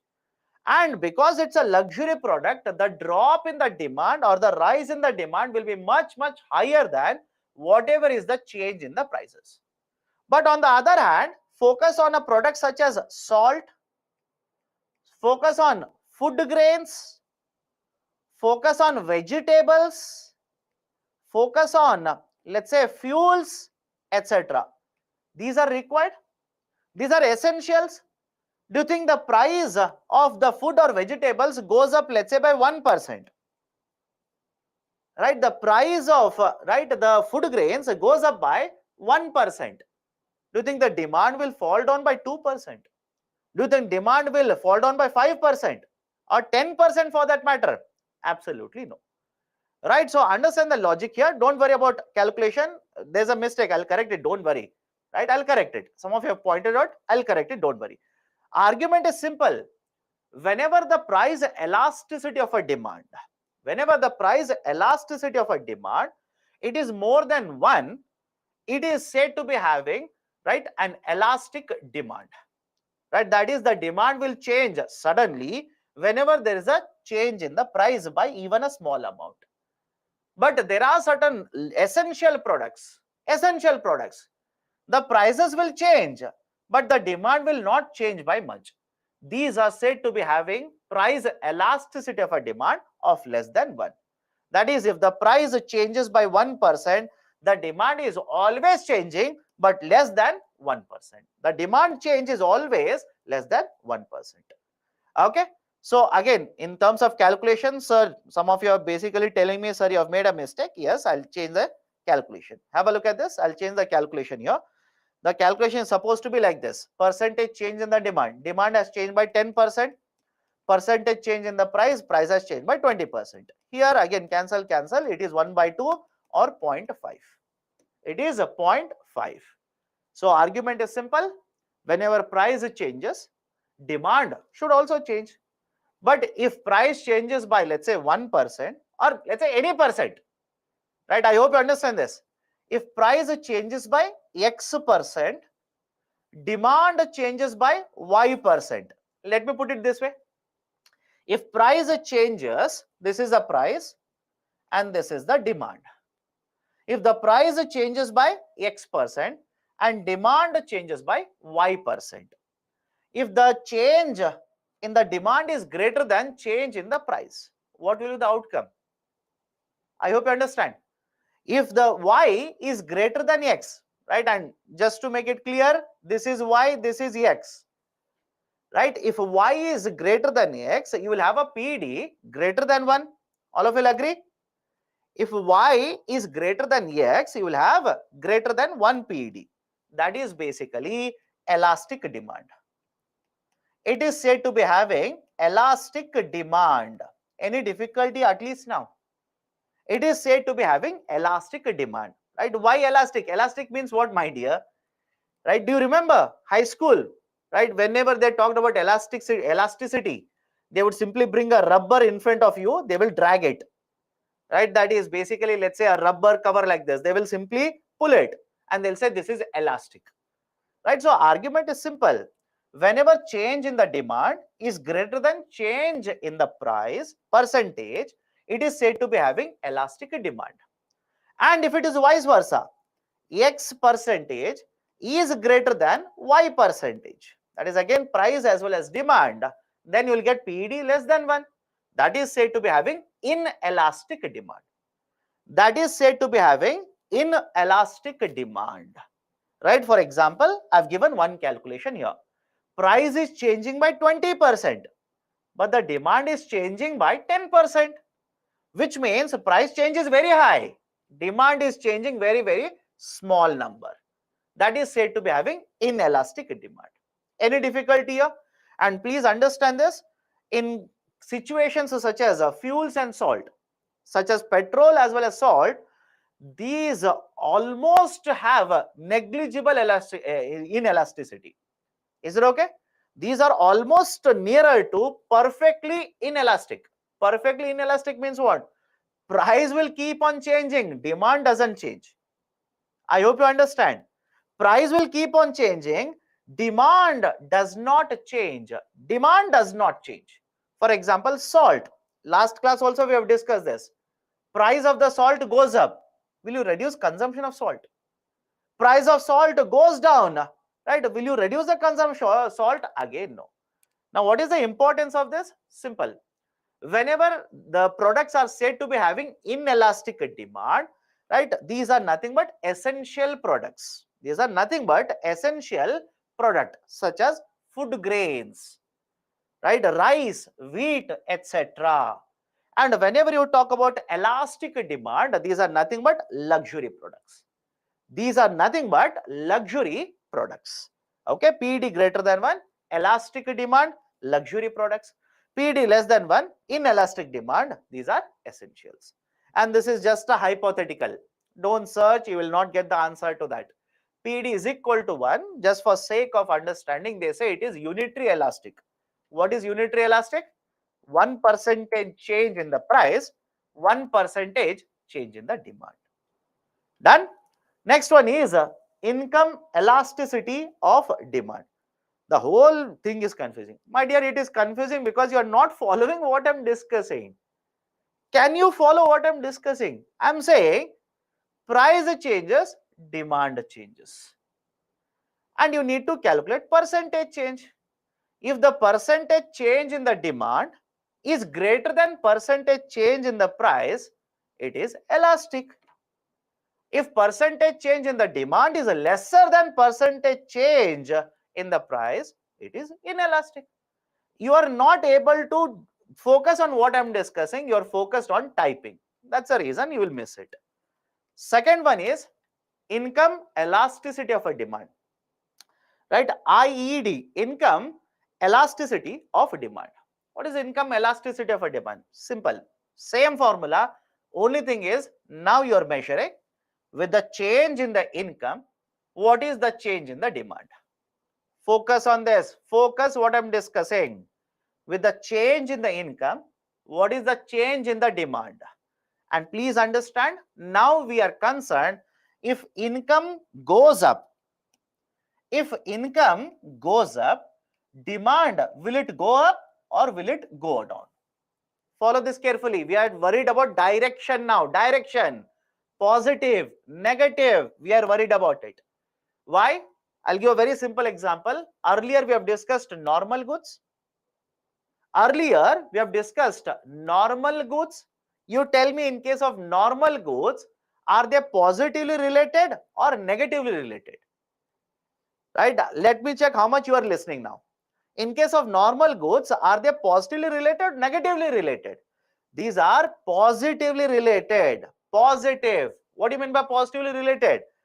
In whatever direction income moves, the demand will move in the same direction. Simple. Whatever is the direction income moves, demand will move in the same direction. Now, simple question to you people. Imagine a product is there, and let's say this is a normal product. If income increases, demand for the product will also increase. Is it okay? If income increases, demand for the product will also increase. And if I were to give you numbers like this, income will increase from 100 to 120, demand will increase from 500 to 550 units. Income will increase, demand will also increase. Now, can I write the numerator as positive? Look at it. Can I write the numerator as positive? Don't worry about number. Focus on positive and negative. Why? Direction. Right? If income is increasing, demand also has increased. Numerator is a positive. What about the denominator? Denominator is also positive. Now you tell me, positive divided by positive. Positive divided by positive. What is the outcome? Positive. Is it okay? Right? High school now. You are supposed to go back to high school. Positive divided by positive. Right? Outcome is nothing but positive. Don't worry about numbers. So 10%, 20%. Don't worry. Focus on positive. Why? Normal goods positively related. Inferior goods negatively related. You're talking about positive relation and negative relation. And can I say positive means greater than 0? Let me check. Positive is nothing but greater than 0. Any difficulty, please do let me know now. Because once you have understood this, there is nothing here. It's basically an application. Positive means greater than 0. So whenever you calculate income elasticity of a demand, IED, income elasticity of a demand, we are trying to measure with the change in the income, how much is the change in the demand for a product. But more importantly here, we are not worried about numbers. We are worried about whether income and demand, are they moving in the same direction or are they moving in opposite direction? If they are moving in the same direction, means, right, the income elasticity of a demand will be greater than 0, and these are called as normal goods. Right? These are referred to as normal goods. And if they are moving in opposite direction, you will get a negative outcome that is lesser than 0. These are called as inferior goods. These are generally referred to as inferior goods. This is income elasticity of a demand. Any doubts, please do let me know. Otherwise, I'll go to the next one here. Right? Because it is basically the application of what you have learned earlier in the concept of normal and inferior. Right? Can I go to the next one here? We'll take a break after this. Don't worry. We'll finish elasticity, then we'll take a break. Now, Cross elasticity of a demand. Example for inferior goods. Example for inferior goods are public transportation, right? Public transportation and cereals such as bajra and ragi. We have discussed that earlier as well. Cross elasticity of a demand, right? What is this idea of a cross elasticity? Simple. It will measure the change, right? It will measure the change in demand for one product against change in the price for another product, right? Understand this carefully. Cross, right? Cross elasticity here means we are trying to measure if there is a change in the price for one product, either goes up or goes down, doesn't matter. As a result of this, how the demand for another product will change. We are trying to measure price and demand for two products.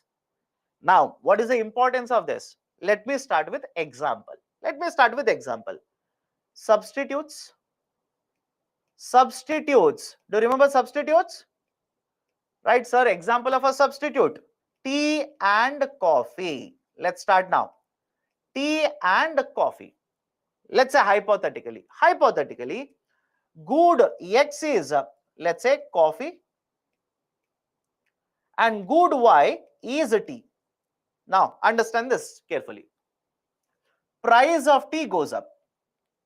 Price of tea goes up. Now, is it okay if I say, as a result of this, demand for coffee will also go up? Is the logic okay? Price of tea goes up. As a result of this, demand for coffee will also go up. Now, right, coffee demand has gone up. It is positive. Agreed? Numerator, it is positive. Price of tea has gone up. Denominator is also positive. What is going to happen as a result of this? The cross elasticity of substitutes will be greater than 0. Any difficulty, please do let me know. And once you understand this, you will not face difficulty regarding these questions. Right? If the CD for two goods is greater than 0, then these are nothing but substitutes. And as such, in the first class also, we have discussed this. The price and the demand for substitutes are always positively related. And it makes perfect sense. It should make sense to you. Price and demand are positively related. If price of a tea goes up, demand for coffee also goes up.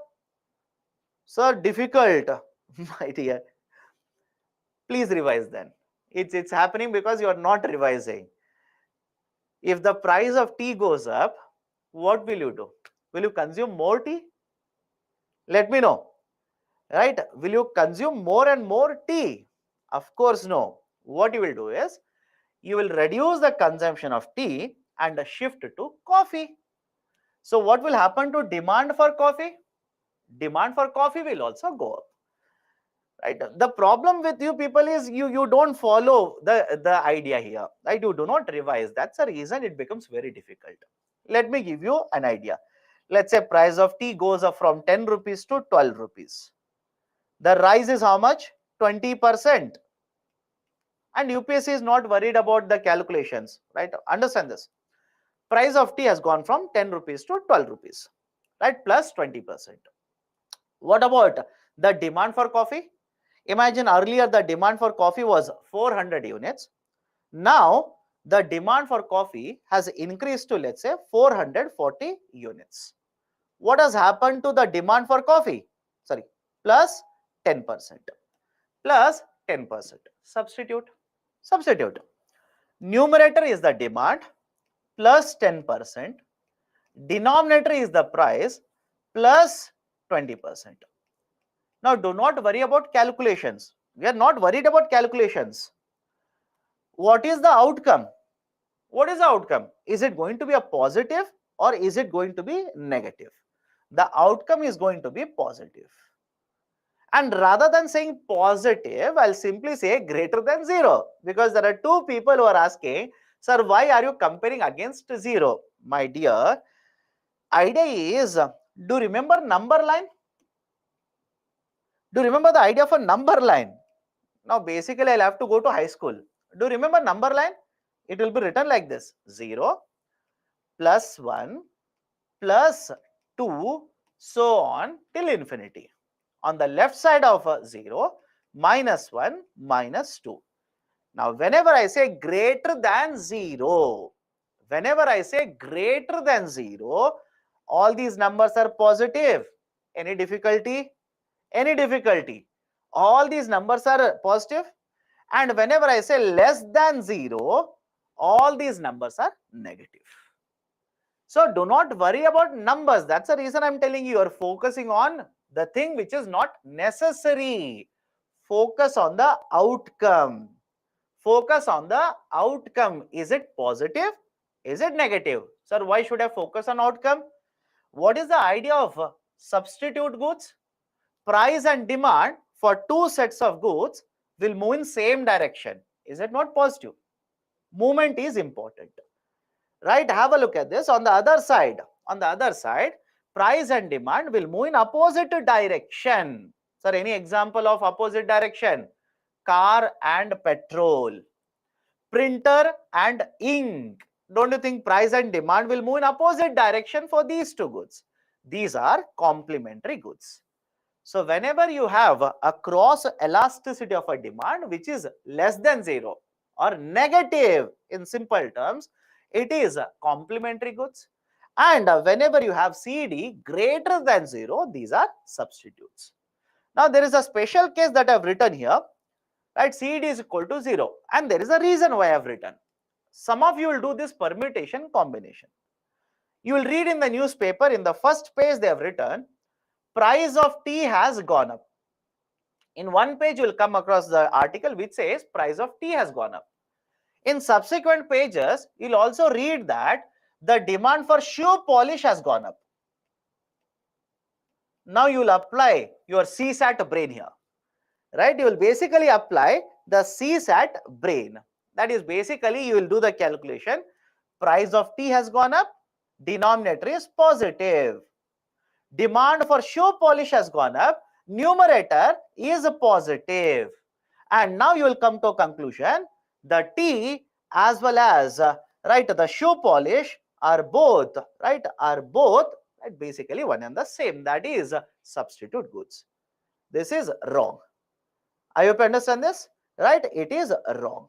Okay, so have a look at this. If these are unrelated goods,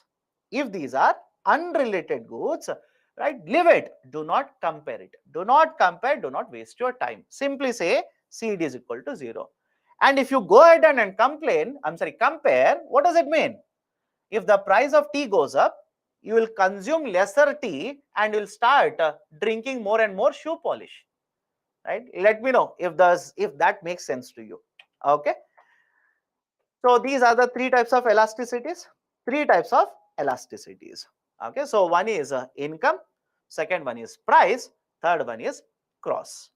Fourth one is related to supply. Simple concept, understand this. There are certain goods where the prices of the goods, if it changes, the supply will also change. Is it okay? The supply will also change. Now the question is to what extent the supply will change? What is the magnitude, etc., etc. Fourth one is price elasticity of a supply. Price elasticity of supply, PES, measures the change in the supply with unit change in the price of the product. That is, if there is 1% change in the price of the product, if the price of the product changes by 1%, the supply will change by how much percent? Supply will change by how much percent? That is called as price elasticity of supply.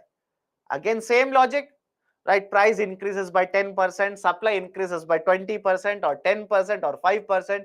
Substitute and you will get these outcomes. Whenever price elasticity of a supply or PES is less than 1, we say supply is inelastic.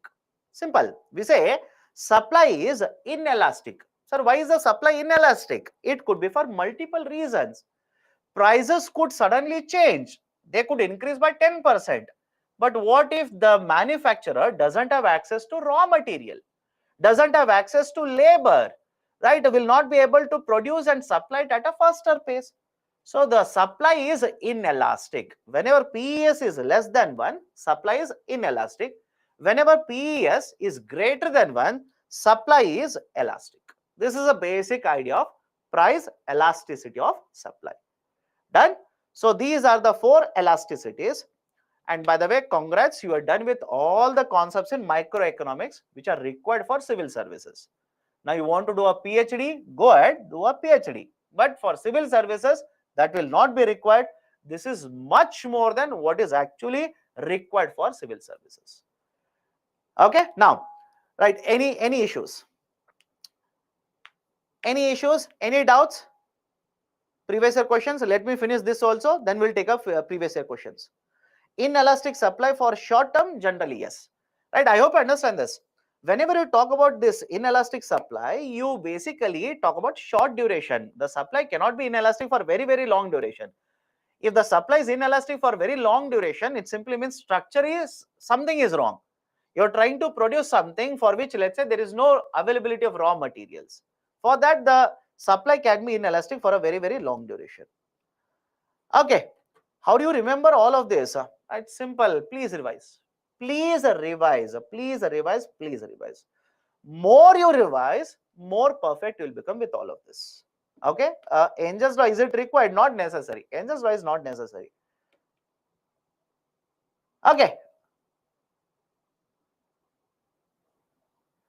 Let's take a break then. Any other doubt? Which microeconomics book do we read? My recommendation is use additional reading material that we have provided and use PPT slides. I could recommend, right? Some of you ask, sir, right? Don't do drama here. Tell me book. I'll simply say class 12th microeconomics of the NCERT. Is it required? Please focus here. I'm writing the name because some of you will basically argue with me and scold me, right? So class 12th microeconomics. Should you read it? No. Absolutely no. I hope you understand my statement. Absolutely no means no. You have right interest, you are reading optionals, you want to read it, maybe then. But for GS paper 3, should you read microeconomics? Absolutely no. Do not waste your time. You're simply wasting your time. Right? Which chapter? My dear, I'll tell you chapter, I'll tell you page number, I'll tell you paragraph, I'll tell you line. Right now, I hope you understand. Every chapter, there are certain concepts that I've covered here. Okay, done. So let's take a break now. Let's take a break. I'll start at 8:05. I'll start at 8:05. Sorry, not PM, AM. Many of you will have a heart attack if I write PM. Okay, so let's start again at 8:05. Take a break.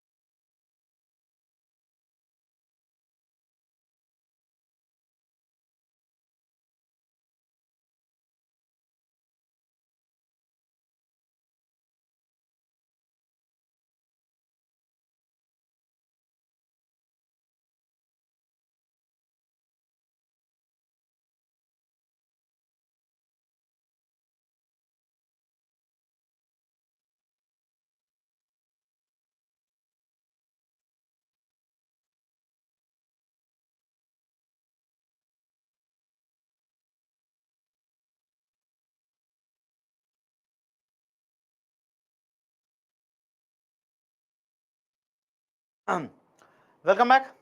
Let's start. Am I audible? Please do let me know if I'm audible.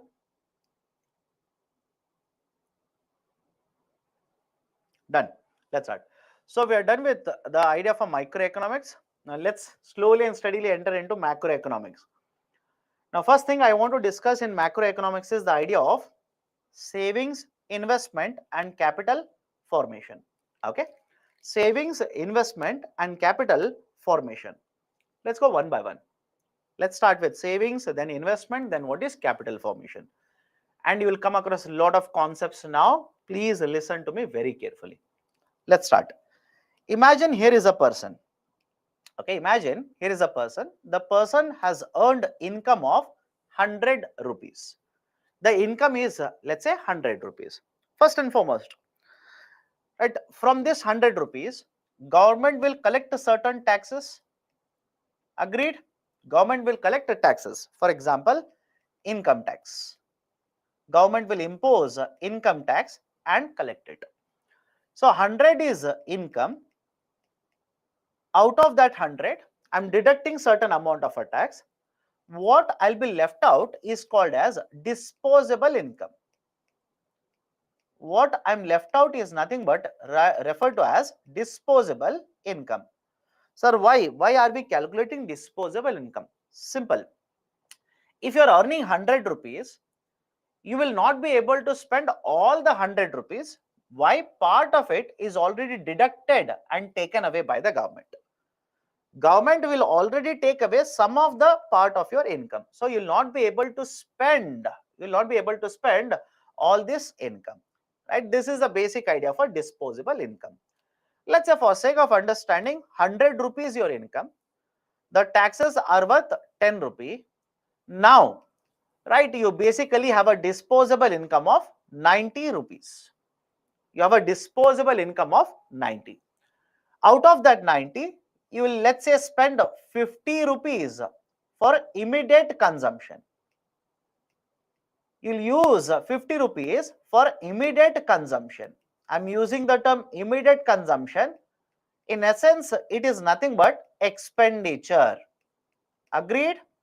In essence, it is nothing but expenditure. What do you do with remaining 40 rupees? I will refer to this 40 rupees as savings. I will refer to this 40 rupees as savings. But you tell me, why will you save money? Why do I save money?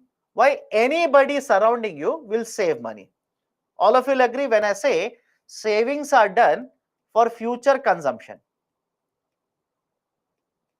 Savings are done for future consumption.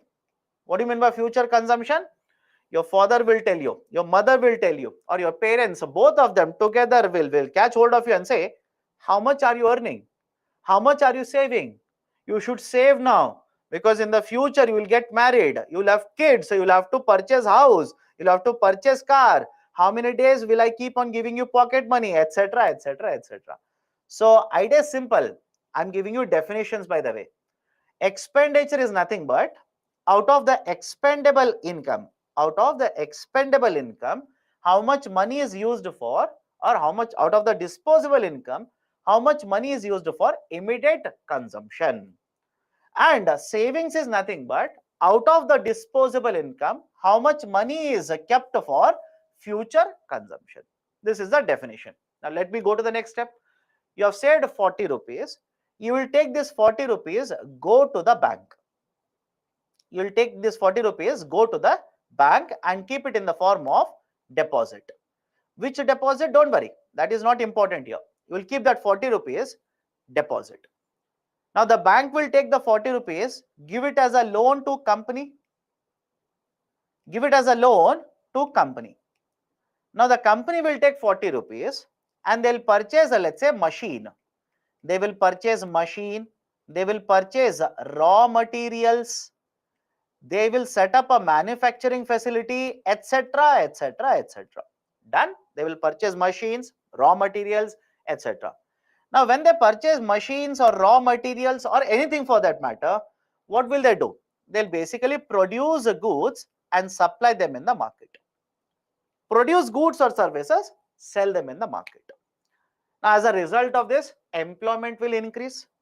Done. As a result of this, employment will increase. People will get jobs. Point one. Point number two, more production will happen, more supply will happen, and on the other hand, people are also earning salaries because employment is taking place. Now, don't you think on one side production will increase, on the other side, because people have jobs now, demand will also keep on increasing in the market? Any difficulty in understanding the circle? Let me know. Right? So the demand in the market will increase. The supply in the market will also keep on increasing. Right? Remember this, there is a term called as virtuous cycle. What I'm explaining to you is a basic idea of a virtuous cycle. Don't worry today. Tomorrow we'll discuss in detail the idea of virtuous cycle. But understand the logic that I'm trying to explain here. You have earned income. Part of the income has been already taken away by the government in the form of taxes, or they will collect it later. Don't worry. Out of the remaining, which is called as a disposable income, some amount you will use it for immediate consumption, remaining you will save it. But this savings will lead to companies purchasing machines, companies setting up manufacturing facilities, construction of roads, construction of other infrastructure as well. Right? So this is the basic cycle. This is the idea of a basic cycle that is going to take place or happen in the economy. Now let me start using technical terms. First one is savings. What is the savings here? Out of the total earnings made, the economy uses a part of it for immediate consumption and the rest will be used for future consumption. That is called as savings. Now that savings that you have kept in a bank, that savings, understand this, or out of this total money, that amount you have saved, which you will keep it in the bank, we'll refer to this as investment. Is it okay? We'll refer to this as investment. What is this idea for investment here?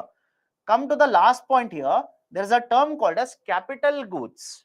All of you remember the term capital? Let me check.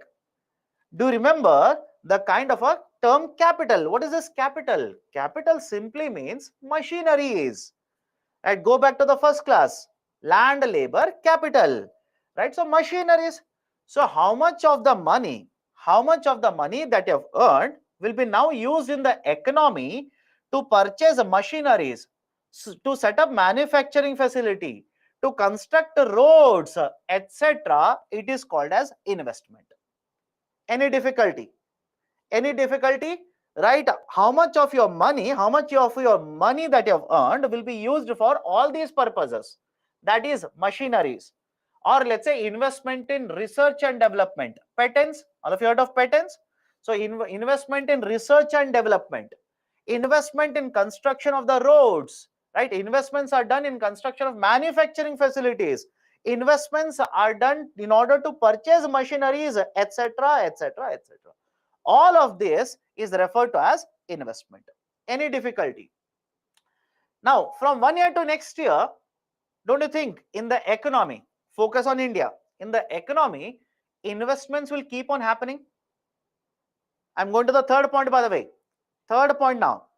From 1 year to next year, from this year to next year, from next year to the next year, from 23 to 24, 24 to 25, from 1 year to next year, investments will keep on happening.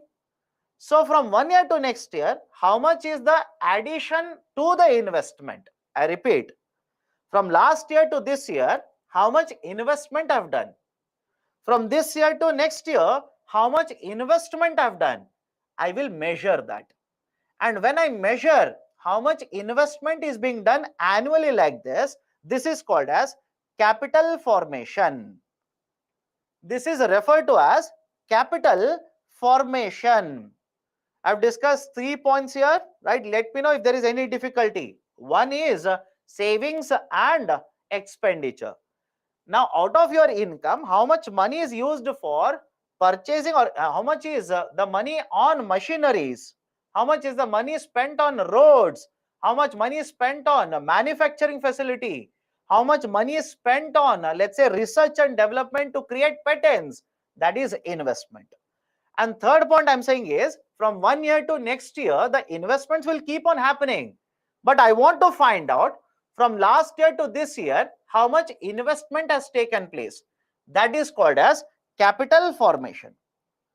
Now I've given you certain points. Have a look at this. Point number 4. Whenever you talk about investment, that is, let's say, construction of roads, manufacturing facility, etc., do you think investment is always done by government? Let's see. Do you think investment is always done by the government? No. Apart from the government, we also have private sector. We also have private sector. What do you mean by private sector? Non-government companies, non-government entities.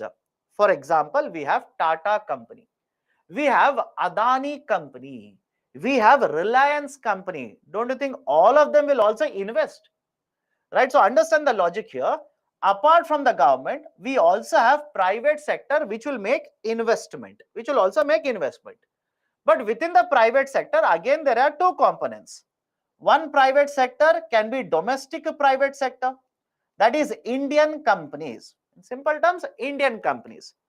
Another component is foreign companies. Another one is foreign companies. I'll give you examples. Let me know if it is correct or not. All of you heard of Air Asia company? Air Asia. Air Asia is not an Indian company, by the way. It is not an Indian company. It is a foreign company. They have brought money and invested in India. Or the best example in current affairs, right, the Apple company. That is not specifically Apple, but Foxconn. Right, Foxconn. All of you heard of this? All of you heard of the Foxconn? Very recently they have announced investment of thousands of crores of rupees in Telangana. Amazon company, Walmart company, right? There are hundreds of companies like this, or Volkswagen company. So all of these companies are not domestic. These are not Indian private sector companies. These are foreign private sector companies. But they will also bring money, invest in development of infrastructure. They will also bring money, set up a manufacturing facility. They will also invest and promote research and development in India, etc., etc., etc. So argument is very simple here. Whenever you talk about investment, you can get investment from the domestic market, either through government or private sector companies. You can also get the investment from the foreign market, that is from outside India. And when you receive investments from outside India, this is called as foreign direct investment. This is referred to as foreign direct investment. Now, don't worry how FDI will come into India, where they are going to invest, etc., etc. Don't worry. There is a chapter, right? Investment model. Under the investment model, we'll cover it completely.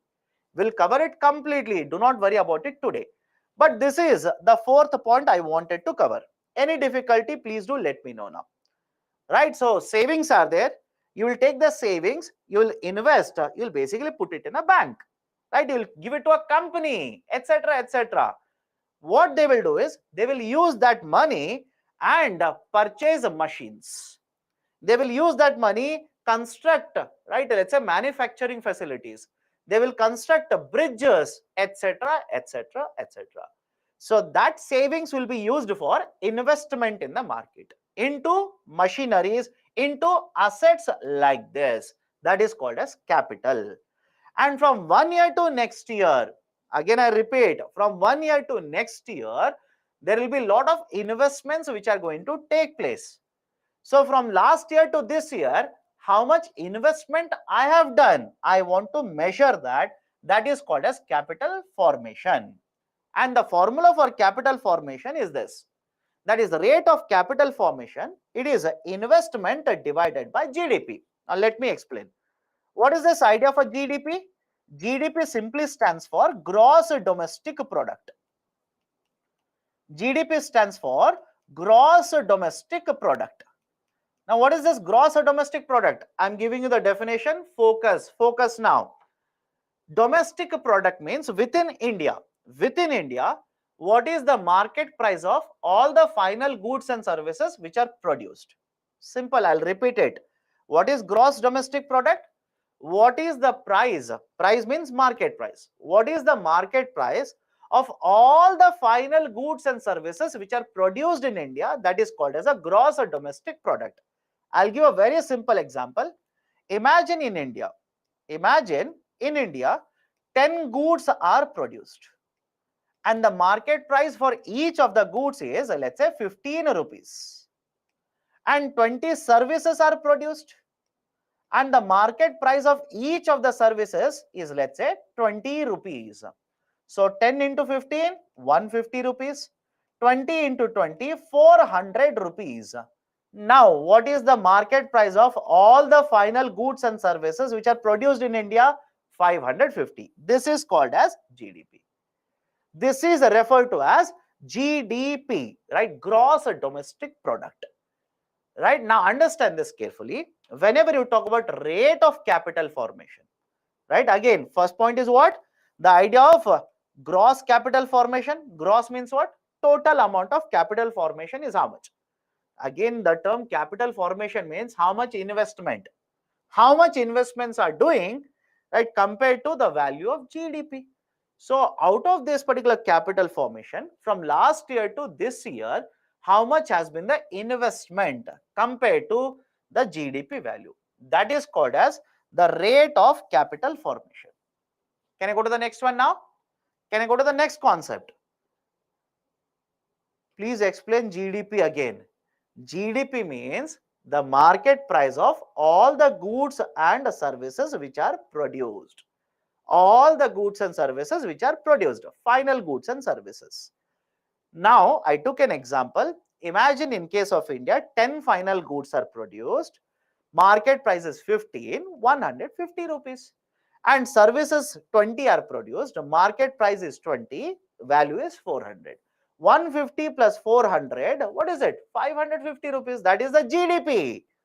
That is nothing but GDP. So imagine, right, in the last 1 year, we have produced 550 rupees worth of goods and services in India. And the amount of investment we have done is, let's say, 100 rupees. Amount of investment in the last 1 year is 100. The value of GDP is 550. Now simply calculate it. Again, UPC will not ask you all of this, right? How much will you get? You will basically cancel 1010, 5 11s, 5 2s, so 200 divided by 11. I'll just round it off, 19%. Right? Your capital formation rate is 19%. Okay? That is the basic idea. That is the basic idea of rate of capital formation. Okay, now, whenever you talk about capital formation, why it is important? From 1 year to next year, why should we invest? And some of you are asking, sir, savings is equal to capital formation? No, I did not say that. I did not say that. I took an example where you will save and keep the money in the bank. Now, you tell me, whatever money you save, will you invest in the market? At least apply what you do in real life. You will only understand. How many of you think whatever savings you do, you will invest in the bank? You will put it in the bank. You will give it to a company. How many of you think so? If you say, yes, sir, right, I've seen everything happening like this only, then you do not know what your mother does. Talk to her today. Ask them. You will realize it. Right? Or forget about them. Look at yourself. Look at yourself. If you want a salary of 1 lakh rupees, right, do you invest all the 1 lakh rupees in a bank deposit? No. You will keep some of the amount of money in the form of cash in the home. Yes or no?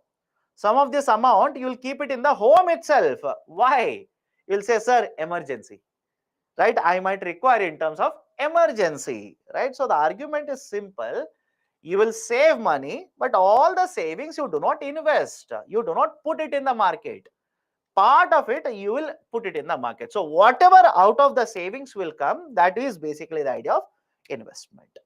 Okay. Now, why capital formation is important? From 1 year to next year, why capital formation is important? Simple. One, it will lead to increasing production. Now, can I use the term GDP here? Let me know. Why capital formation is important? There is a requirement of increasing GDP. What is the connection between capital formation and GDP? This is very interesting question. You tell me, my dear. You tell me. Is capital formation not needed to increase your GDP? I hope you understand this. Is capital formation not required for GDP purposes? Of course, it is required. What were you listening when I was discussing all of it? So, GDP you want to increase. How do you increase GDP? How do you increase the market price of all the goods and services? Increase production. Increase production, automatically your GDP will increase. Now you want to increase production. How? How can you increase production? You need to invest. And if you keep on investing more and more, is it not capital formation? Right? Compared to last year, you have invested, let's say, 100 crore rupees. That is capital formation. So, one, increase production, increase GDP. Second, it is also associated with efficiency of labor. Yes or no? It should be self-evident. You will set up a manufacturing facility. You will ask the people to work in the manufacturing facility. Are we not using the labor efficiency? Imagine from one machine, now we will switch over to another machine. Latest technology, capital formation. If you bring in latest technology, don't you think worker productivity will increase? Right? So, associated with labor efficiency is also associated with the technological progress, because whenever you invest, please understand this, whenever you invest, you will not only invest in development of infrastructure, right? You will not only invest in infrastructure, you will also invest in research and development. Is the logic okay? You will also invest in research and development. You will invest and set up a facility where, right, a lot of innovation is done, patents are generated, etc., etc. So investment can be in development of infrastructure, which will help us in producing and selling other goods in the market, and it is also associated with research and development. Capital goods are those that help in production of other goods. How road is a capital good? My dear, road is a capital good road is a part of capital, that is infrastructure, because capital goods are assets. Essentially, capital goods are assets that may not help you in producing a good, but if you have manufactured here, your market is here. Tell me, how will you bring it to market? Right? I hope you understand. You have manufactured here, but your market is here. How will you bring it to the market? Don't you think road infrastructure is necessary there? Right? Warehousing infrastructure is necessary, etc., etc. So logistics sector is necessary. So come back to this here. It is associated with the technological progress, better utilization of natural resources, whatever minerals you are getting. Right? Don't you think with better technology, we'll be able to utilize the resources in a much better way now? Is associated with always a rising demand as well as supply of goods and services. Any difficulty with the last point? Please go back to the cycle that I've explained earlier. If investment is happening in the economy, it simply means there's a capital formation. And when there's a capital formation, are we not increasing the employment? Right? With a change in the employment, with the rise in the employment, people are earning more salary. They will start demanding more and more goods and services. Right? So these are certain important outcomes or certain reasons why we actually require capital formation. Point 2. My dear, when you have better technology, rather than producing 10 goods, now the labor will be able to produce 12 goods. Labor productivity will increase. Okay, done. So these are the reasons why capital formation is necessary. Now, whenever you talk about capital formation, there's a term called as gross capital formation. Sir, what is gross capital formation? Total amount of capital formation that is happening in 1 year. Simple. In 1 year, how much is the total capital formation? That is called as gross capital formation. The gross capital formation is divided into two parts. Remember this. Gross capital formation is divided into two parts. Follow this carefully. Most of you will get stuck up because you are not focusing on the discussion. One component is called as a GFCF, gross fixed capital formation. Second one is called as a stock. Now, what is the basic idea? How do you differentiate? Follow this carefully. The gross fixed capital formation is that part of the capital where investments are not done on day-to-day basis. I repeat, where investments are not done, not is important, where investments are done periodically, not on everyday basis. Sir, what do you mean by that? Let me ask you a very simple question. Imagine you're a manufacturer, you're producer of this bottle. A simple question to you people, will you purchase machines every day? Think of it and answer. Just think of it and answer. Right? Will you purchase the machine to manufacture this bottle every day? Of course, no. Let's say you'll spend 5 crore rupees, you'll purchase a machine today. After 5 years, after 10 years, you will purchase one more machine. Any difficulty? Please do let me know. Do we set up a manufacturing facility every day? Of course, no. Again, when I say set up a manufacturing facility, imagine you have set up one facility now. Tomorrow you will destroy it, start constructing one more. Absolutely no. So again, logic is simple because I've seen most of the books. This is where some books are erring. It's a fault. What they say is gross fixed capital formation means investment in that capital which is fixed. I hope you understand this. And I know many of you will read it and believe that it is correct. Some of you will basically say, or you will read that and say, yes, sir, it is correct. Gross fixed capital formation, they'll say it is an investment on the fixed capital. That is the capital that is not movable. It is fixed. Then some of you will have again this doubt. Sir, but machines are movable. I hope you understand. Machines are movable. You have written machines under gross fixed capital formation. It is wrong. No, please understand this carefully.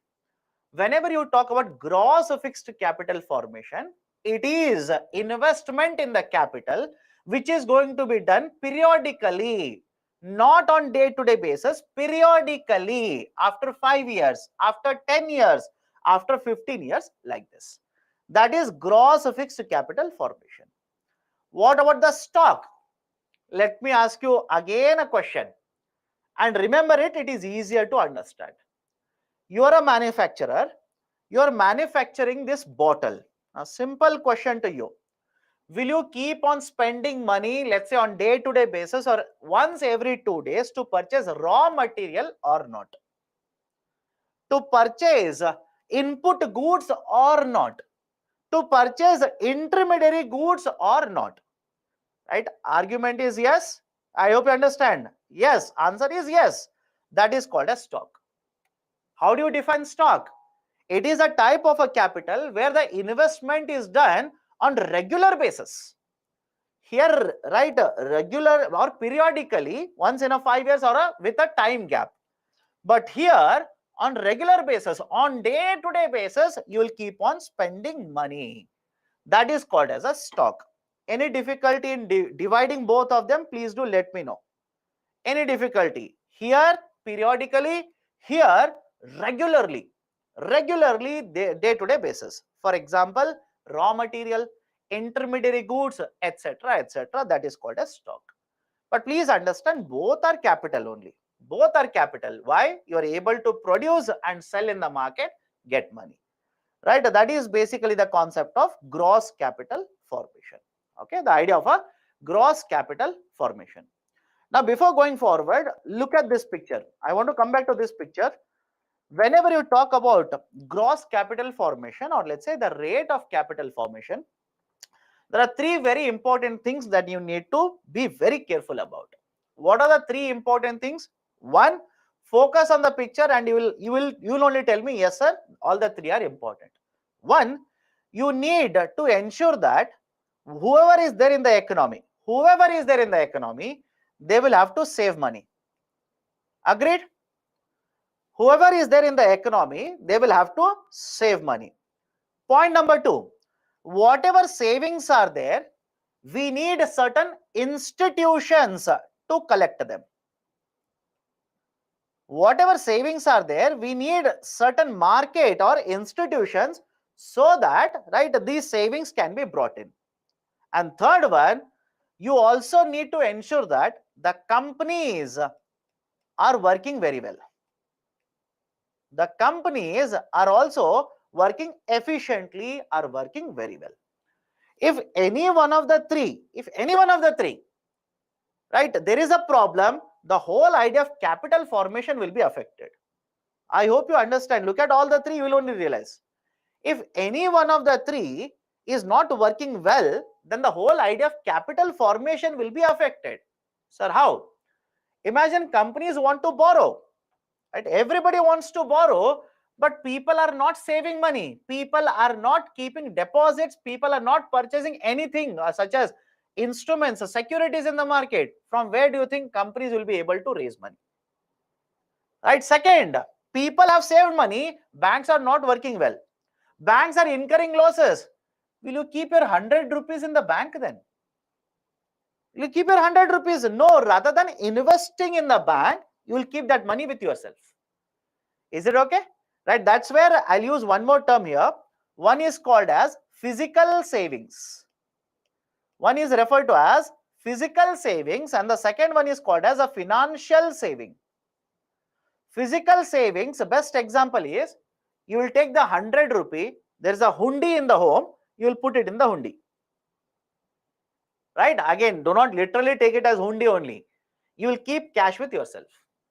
You will purchase gold, because gold we import it. We don't produce most of it in India, we import it. Right? So argument is, if you save money, it is better to invest in the market. Right? Let's say in the fixed deposit. Right? In the savings deposit, in purchasing bonds, etc. Now, don't run behind the term bond. We'll discuss the bond later. Have patience. Have patience. We'll discuss what is share, what is bond, etc., etc. So these are the three very important things that every economy requires in order to ensure that there is a capital formation in the economy. Done? So this is the discussion regarding savings, investment, and capital formation. Now, what is happening in case of India? Not today. As and when we keep on discussing these concepts, right? What is happening in industries? What is happening in the banking sector? What is happening to employment, etc., etc. All of those you will be able to connect to the idea of a savings, investment, and capital formation. Right? So finally, we have come to the questions. Right? We have come to the questions. Okay, let's start. Okay, so these are the questions. Let's start. Let's start discussing these questions.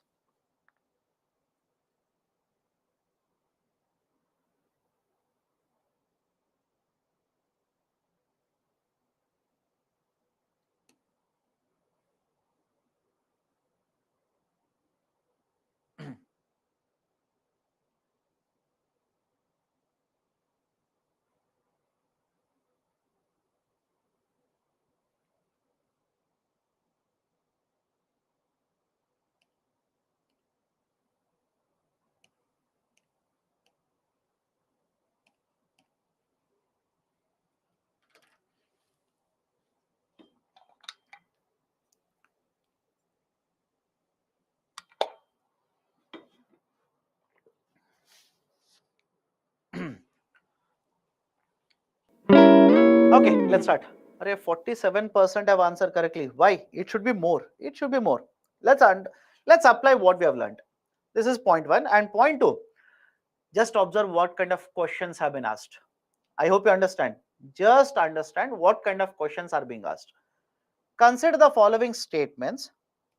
Other things remaining unchanged, market demand for a good might increase if price of its substitute increases. Tea and coffee. Of course, yes, price of its substitute increases, right? The tea and coffee example, yes, it will happen. Price of its complement increases, no. Price of its complement increases, no, right? So the car and petrol example, the good is an inferior good and the income of the consumer increases, right? Inferior good, income. Income goes up. What should happen to the demand? Demand should go down. Here itself, if you use elimination method, you already have the right almost appropriate answer. Good is an inferior good, right? So obviously, no. 3 is also wrong. You already have the right option. Its price will fall. Straightforward. If the price will fall, right, you can get the higher demand. So 1 and 4. Right option to the question is 1 and 4. Okay. But written other things remains unchanged. My dear, except these, if everything else remains unchanged. That is what they are saying. Okay. The good is an inferior good and income of the consumer increases. What is an inferior good? If the income of the person goes up, demand should go down. That is what is exactly the outcome here. But they are asking the demand should increase. Okay, next one.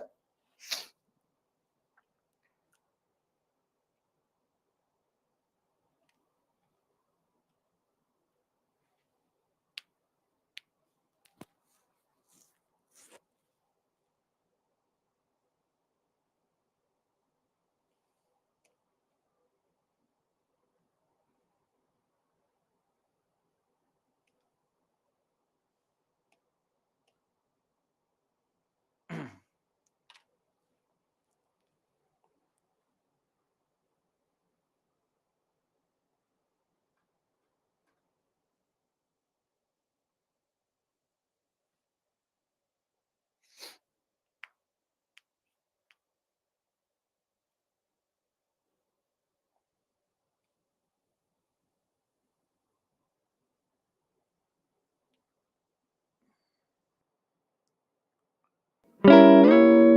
52% have answered correctly. It should be more than that. Let's start. So which of the following can add to aggregate demand? Aggregate demand means total demand. Which of the following will increase the demand? That's as simple as it. Let's start. Lowering of income tax rate. You tell me, correct or not? Just now we have discussed it. Just now we have discussed this, right? I told you example 100 rupee is your income, okay, minus the taxation. Minus taxation, right? So basically you will have a disposable income. You will have disposable income. So when, right, the tax will go up, your disposable income will go down. Done. And when the tax will go down, your disposable income will increase. So if income tax rates are reduced, what will happen to disposable income? Disposable income will go up. Will it add to the total demand in the market? Of course, yes. First one is correct. Increase in the cost of raw materials. Increase in the cost of raw materials. Right? The raw materials, if the cost increases, imagine you're manufacturing the bottle, cost of the steel goes up. What do you think will happen to the market price of the bottle? Market price of the bottle should also go up. If the market price of the bottle goes up, what will happen to the demand? Demand will go down, right? So second one is wrong. Third one is VAT. Many of you would have got stuck up here itself. Nothing wrong, because VAT I'm yet to discuss. Maybe in the next week or a week after that, when I take up taxation, we'll have a discussion. But what is the idea of a VAT? Simple. Imagine you want to sell this bottle at 100 rupee. Government will impose a tax, let's say 10 rupee. The market price will become how much? 110. This is the idea of a VAT I'm referring to here, value added tax. Now, if value added tax will go up from 100 rupee to 20 rupee, what will happen to market price? Market price will go up. And if the market price goes up, what will happen to the demand? Demand will go down. Right? So even the third one, the demand will be lower. Right? So the right option for the question will be option A, only one is correct. Any difficulty? Any difficulty? Let me go to the next one.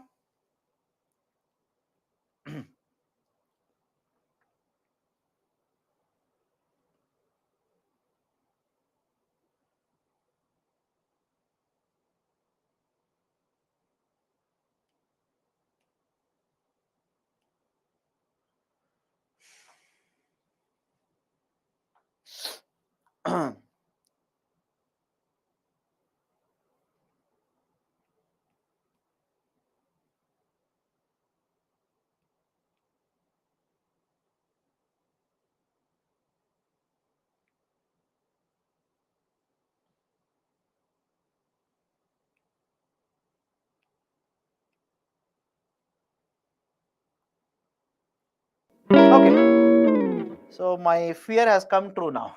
Most of you are wrong. Why? You do not remember what we have discussed in the beginning of the class. In the beginning of the class, that is, let's say after at around 6:05 or 6:10 a.m. You tell me, where does the term expansion and contraction come? First and foremost, where have you discussed the concept of expansion and contraction? We have discussed whenever you are talking about movement along the curve. Do you remember it? Not elasticity, movement along the curve, right? Movement along the curve. And you tell me, when there is a movement along the curve, what is changing? Let me see.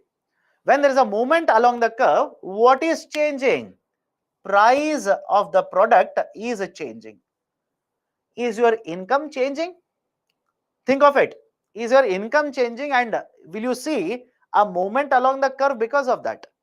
Is your taste and preference changing, and as a result of this, will you see a movement along the curve? Second one is no. Third one is no. Right option is option A.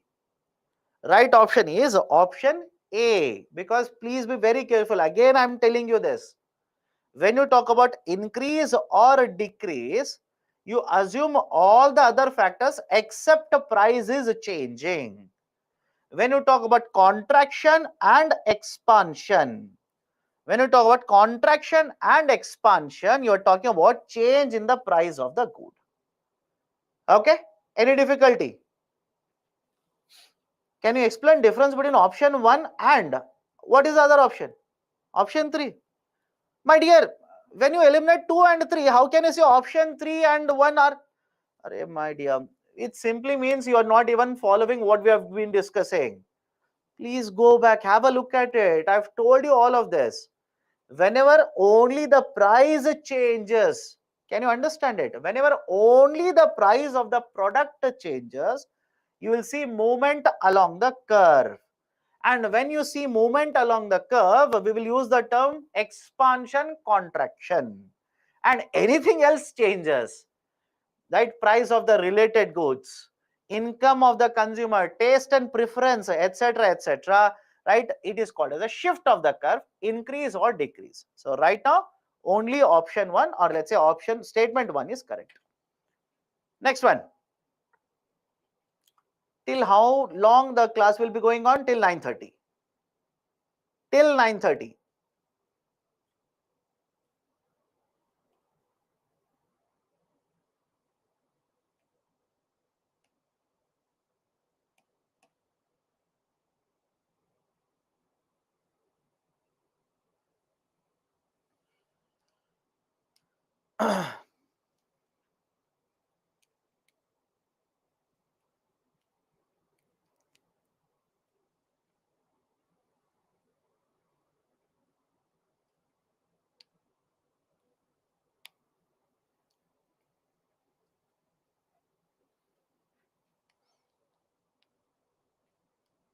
Okay, good. 67% have answered. But why? What about others? What is the issue here?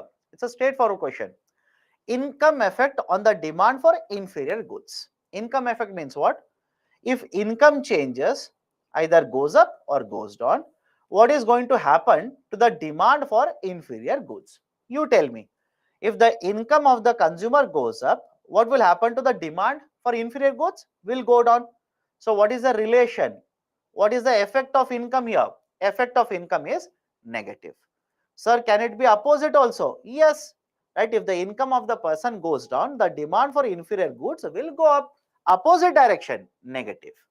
Right option for this question is option B. Okay. Next one. Can we solve it like this rather than having poll, you waiting, etc., etc.? Let's solve it like this. Which of the following statements is or are correct regarding public goods? Public goods are neither excludable nor rivalrous. All of you agree? Public goods are neither excludable nor rivalrous. That is, the public goods, they will not charge when they supply to you. Even if you don't pay, you can get access to it. And in the context of public goods, so these are non-rival also. If you keep on consuming, it is still available. It doesn't reduce the availability to others. Okay, so right option is option C. Done. So a descriptive question, please look at the descriptive question. I'll explain this. Please look at the descriptive question first. So leaderboard, sir, leaderboard, see leaderboard. Have a look at the leaderboard. Okay.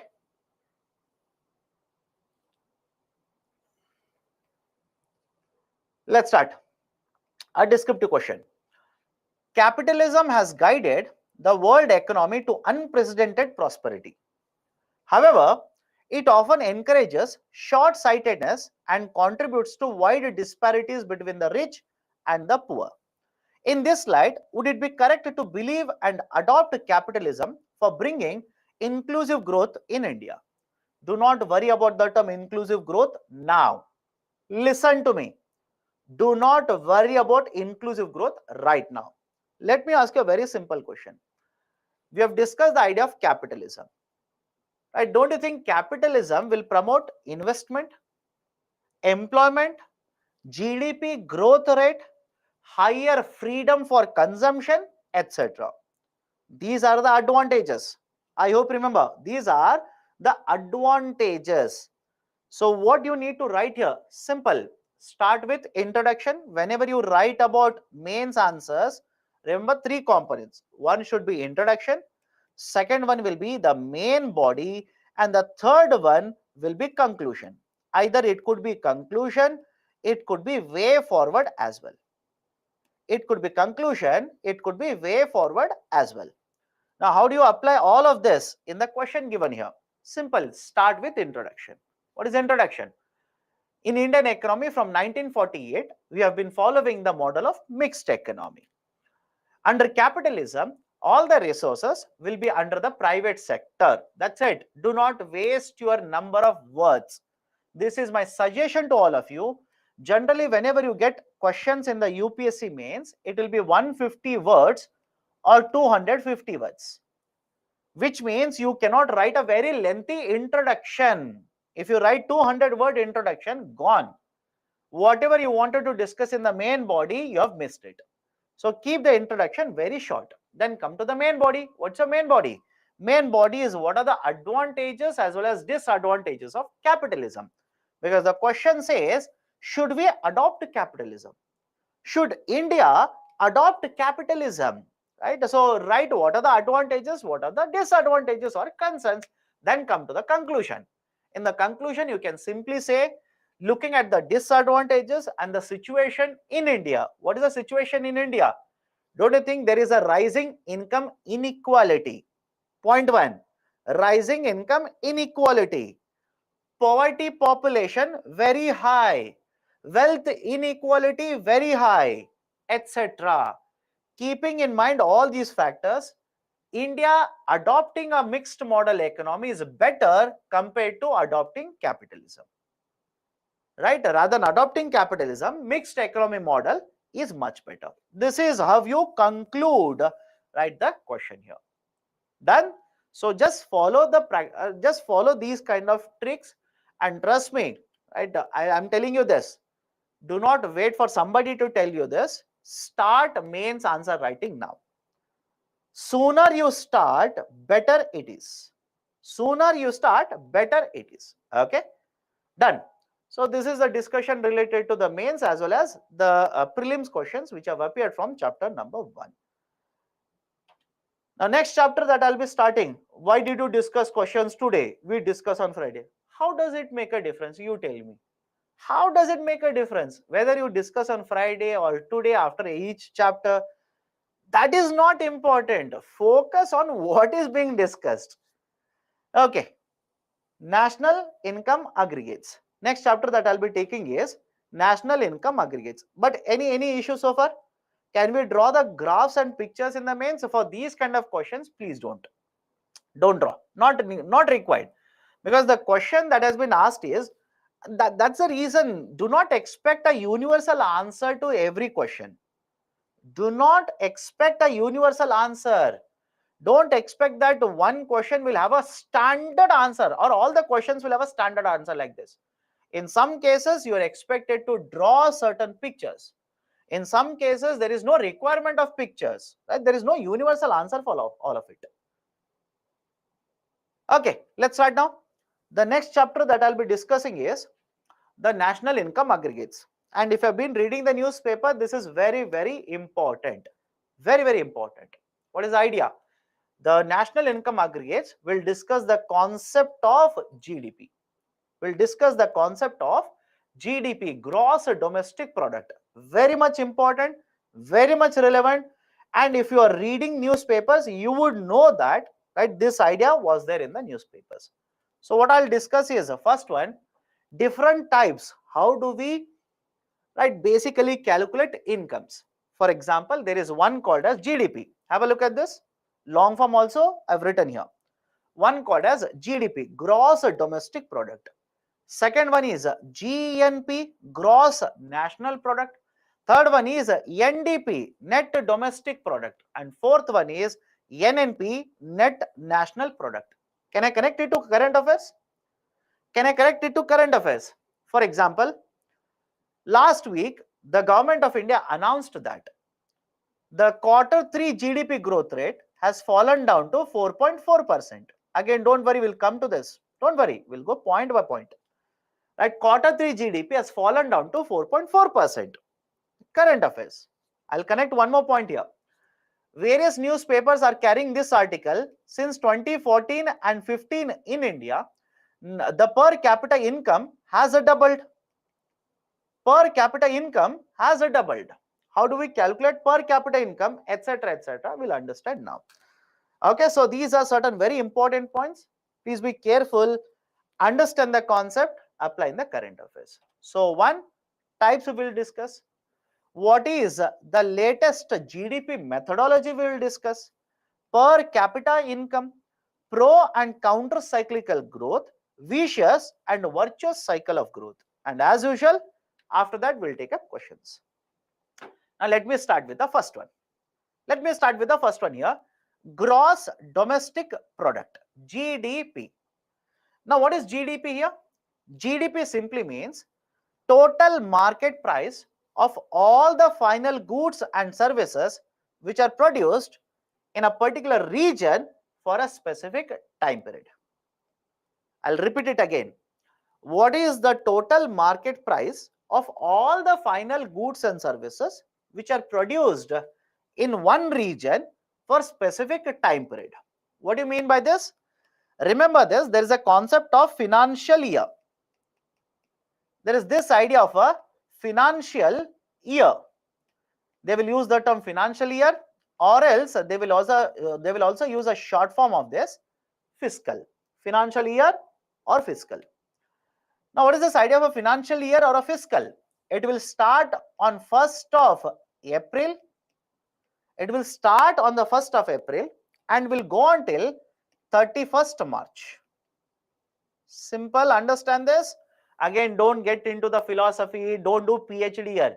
Sir, why like this, why like that? Not at all relevant for your exams. Don't focus on noise, focus on news. So idea is simple here. A financial year will start from 1st of April and will end on 31st March. For example, we are in the month of March. All of you agree? Anybody who says, no, sir, we are not in March, we are in some other month. We are in the month of March. Now, right, understand this. 31st March 2023. 31st March 2023. This financial year started on the 1st of April 2022. The financial year started on the 1st of April 2022 and will end now on 31st March 2023. Point number one. Point number two. The financial year, please remember this very carefully, is divided into 4 quarters. Financial year is divided into 4 quarters. That is, every quarter will have 3 months. Right? Obviously, total 12 months are there. You need 4 quarters. So divide 12 by 4, you will have 3 months. For example, right now, is it okay if I say I am in the quarter January, February and March? Any difficulty? I am in the quarter January, February and March. And please understand, the quarter generally or the counting will start from the April. April, May, June. It is called as quarter 1. You'll come across Q1 like this, quarter 1. July, August, September, quarter 2. October, November, December, quarter 3. January, February, March, it is quarter 4. Right now, is it okay if I say we are in the 4th quarter of a financial year 2023? This is also written, do not be confused. We are in the 4th quarter of financial year 23 or 2023. Do not worry, all of them are one and the same. In different newspapers, you will come across different usages like this. All of them one and the same. Right? So this is a basic idea. Now, what is the GDP here? Let's say in the 4th quarter, what is the market price of all the final goods and services which are produced in India? Remember this. I repeat it. GDP here is total market price of all the goods and services, that is final goods and services which are produced in India in this time period. Is it only for a quarter? Of course no. I can calculate GDP for half a financial year. I can also calculate GDP for full financial year. Right? That is point number 1. So whenever you come across the term GDP, remember this, they're talking about the market price of all the final goods and services which are produced in India. You will also come across the term GDP growth rate. You'll also come across a term called as GDP growth rate. What is a GDP growth rate? Let's say, for example, in the financial year 22, the value was 100 crore rupees. In the financial year 23, the value is 110 crore rupees. Right? Have a look at this. What is the growth rate here? 10%. This 10% is referred to as GDP growth rate. Is it okay? Can I go forward? Let me know. Is the logic okay here? Because very often you will come across the term GDP growth rates in the market. Do not be confused. Growth rate means they are comparing and they are saying by how much percentage the GDP has increased. But if they say GDP of India is $3.7 trillion, very often you will come across this. $3.7 trillion. We want to make Indian economy $5 trillion. What are they talking about? They are simply saying all the final goods and services which are produced in India should be of worth $5 trillion. Now that is the basic idea of the meaning of the term GDP, gross domestic product. Point number 2, how do we measure GDP? How do we calculate GDP? And before going forward, who calculates it? Who will give the data to you? There is a ministry called as Ministry of Statistics and Program Implementation. Ministry of Statistics and Program Implementation. And henceforth, I'll use a short form.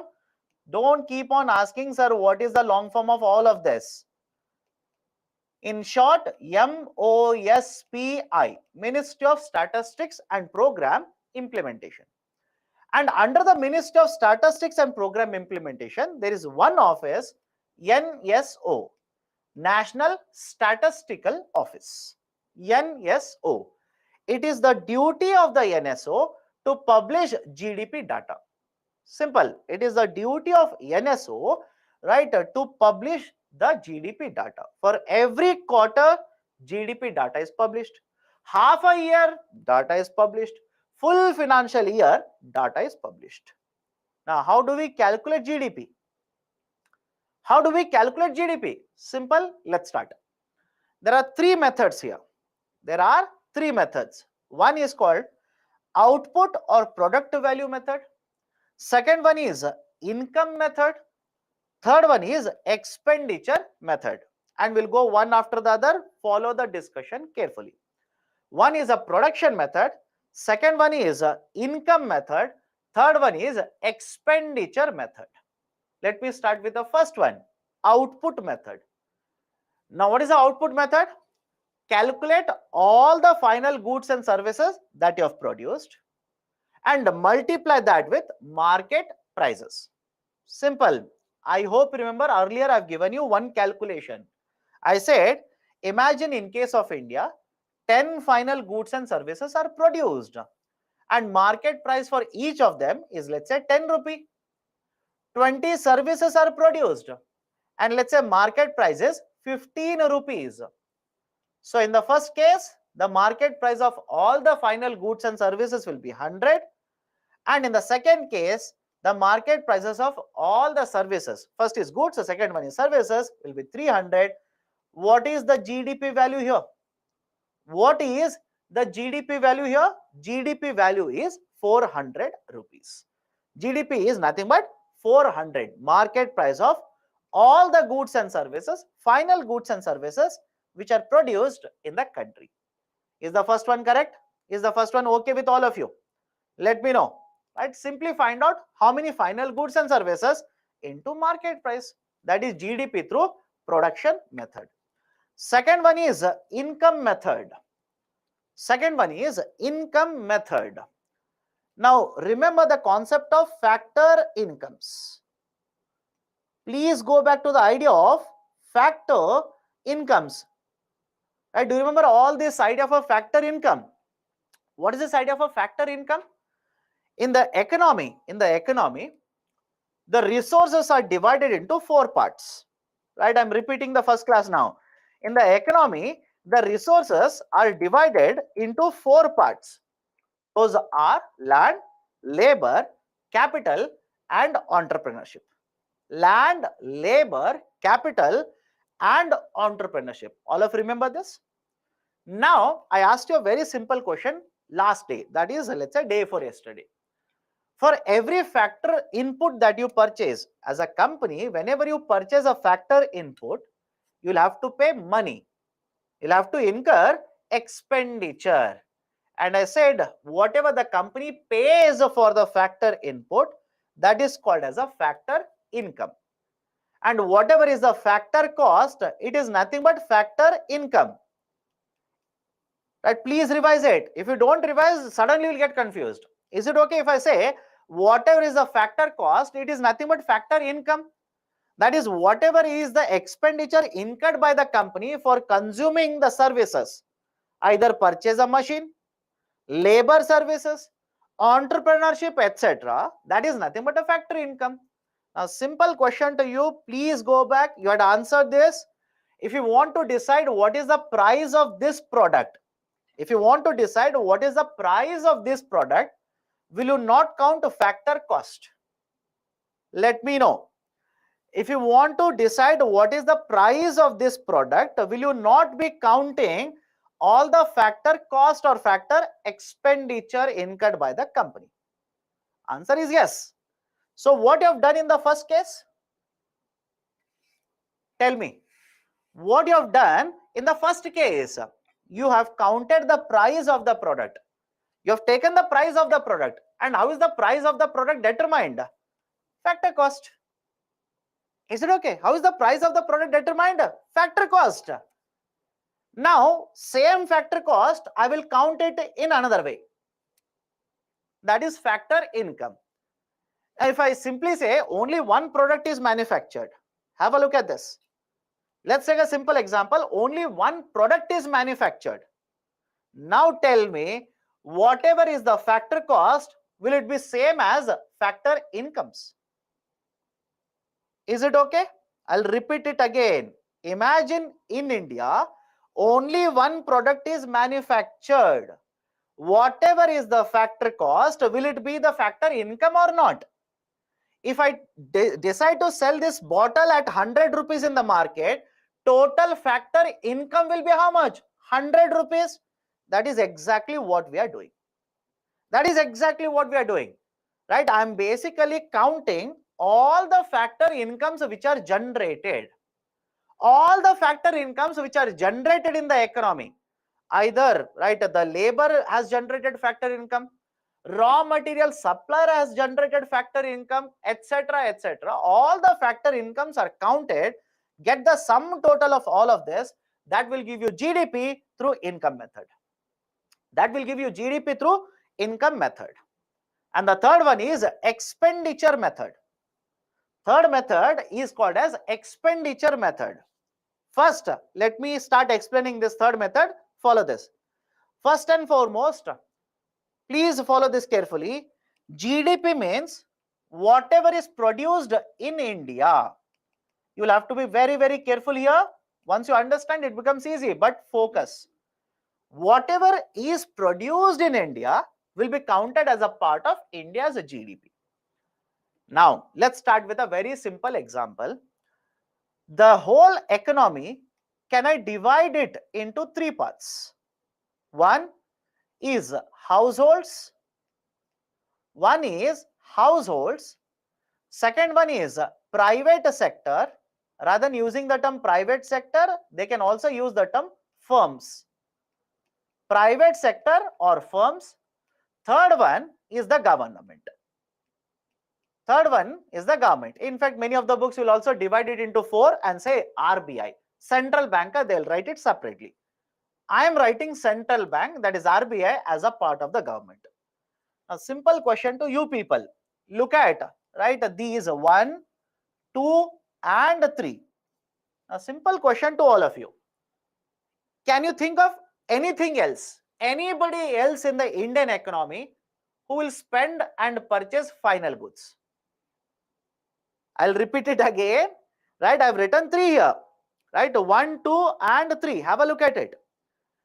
Can you think of anyone else who will spend and purchase the final goods in the Indian economy? Anybody? Is anybody else left out? That is the question. Is anybody else left out? Sir, FDI, my dear, private sector. Where will you throw FDI? Private sector. Right? So, argument is simple. The whole Indian economy can be temples, charitable organizations, everything will come under households. Right? Everything will come under households. Sir, housewives, my dear, households only. Households only. Sir, export and import, I'm talking about consuming in India. You're talking about export. Understand what I'm saying. Understand what I'm saying in the first place. Right? So, argument is simple. Don't do that now. Stop. You're simply wasting your time and my time also. You're simply trying to find out a problem. You will not find. Stop it. So, what we are doing is, we are dividing the whole economy into three parts. And whatever final goods are there in India,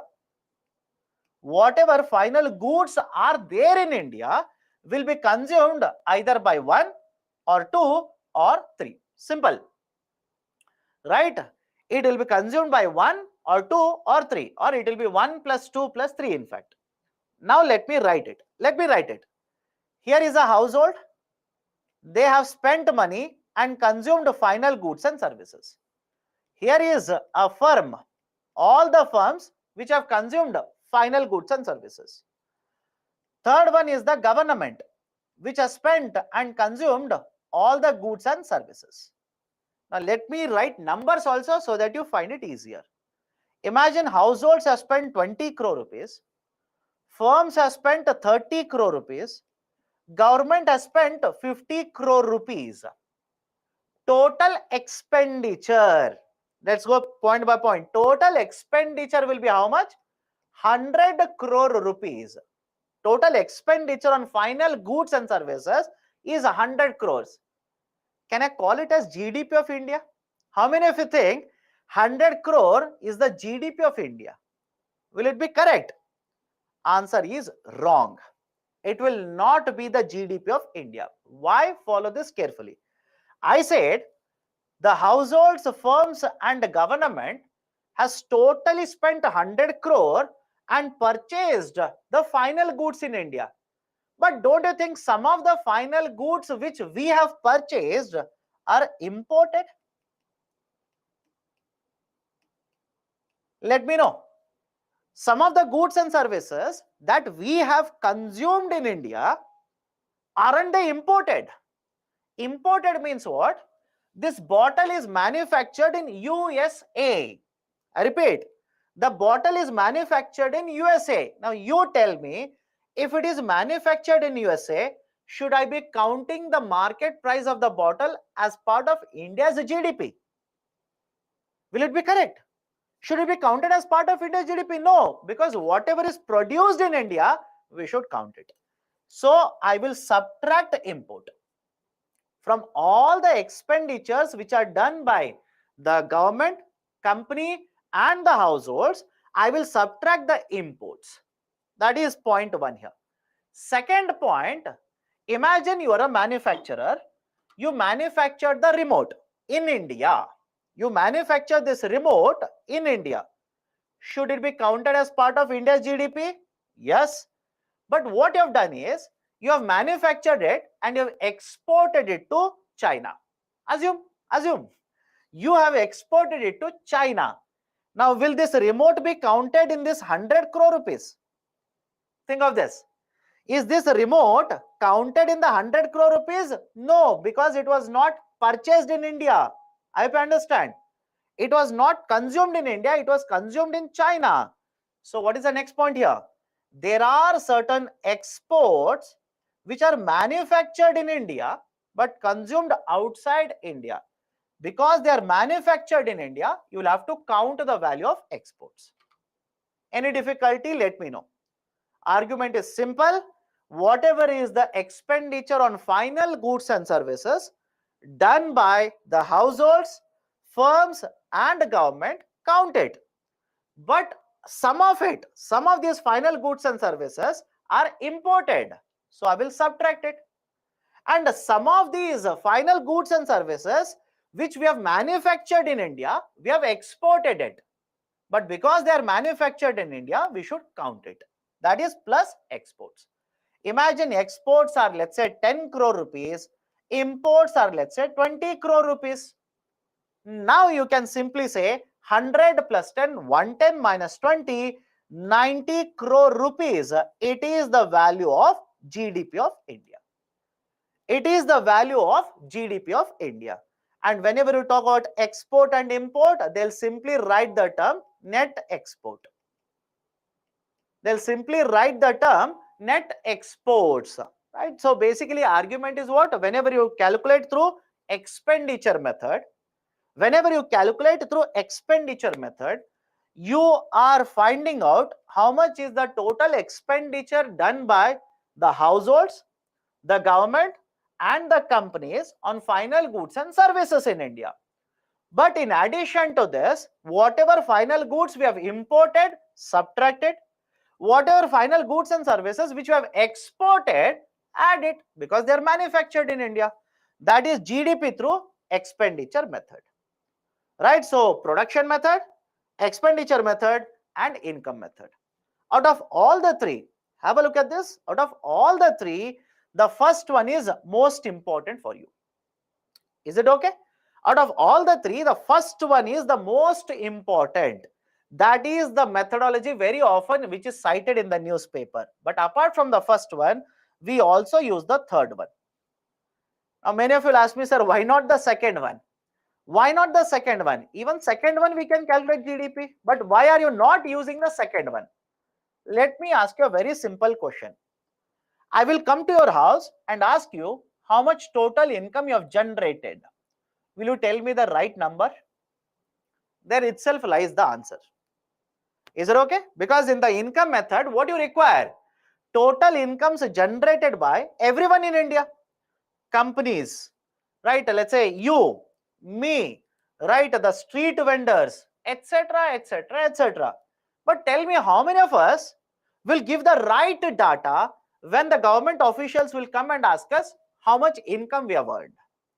And that's the reason generally out of three, you will see two very importantly used. One is the expenditure method. Second one is the production method. And tomorrow we'll have a detailed discussion about production method. That's very much relevant for you. But last concept for the day, this one. Please have a look at this. I'll explain this. Let's go point by point. Point number one. I said GDP can be calculated using three methods: production, expenditure and income. Point number two, Whether you calculate GDP with first one, second one, third one, doesn't matter. The value of GDP ideally should be one and the same. I'll prove it. Just give me 2 minutes, I'll prove it. I'll repeat it. You can calculate GDP using method 1, method 2 and method 3. But whether you use 1 or 2 or 3, value of GDP should always be one and same. Value of GDP should not be different. It should be one and same. How do I prove it? Let's start. Last concept for the day. Do not by heart calculations. UPSC will not ask you calculation. But you should know the fact that values will be one and the same. How do I prove it? Let's start. Imagine there is one country. Imagine there is one country, and in that one country, only one final good is produced. Is it okay? Just a hypothetical example to make you understand it easily. Imagine there is one country, and in this country, only one final good is produced. Let's start. Company B is producing the bottle, but to produce the bottle, they would require raw materials. They would require raw material such as, let's say, steel. So what they will do? Company B will purchase that raw material from company A. And now company A, which has manufactured steel, they will sell it to the company B at 500 rupees. They will sell that steel at 500 rupees. And what is the split of 500? Labor charges are 100 rupees and the owner of company A wants to earn a profit of 400. So company B will purchase steel at 500. Now company B will also use labor, pay charges 200. Owner of company B wants to earn a profit of 300. So what will be the charge now? What will be the price at which company B will sell the bottle?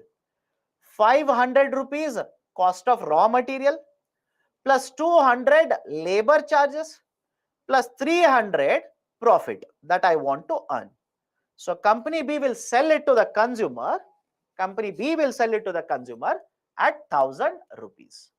So buyer will purchase the bottle and pay 1000 rupees to the company B. Now let's start. Let's start. Right? Very simple model. Very simple model. Let's start. First method. What is the first method? Production methodology.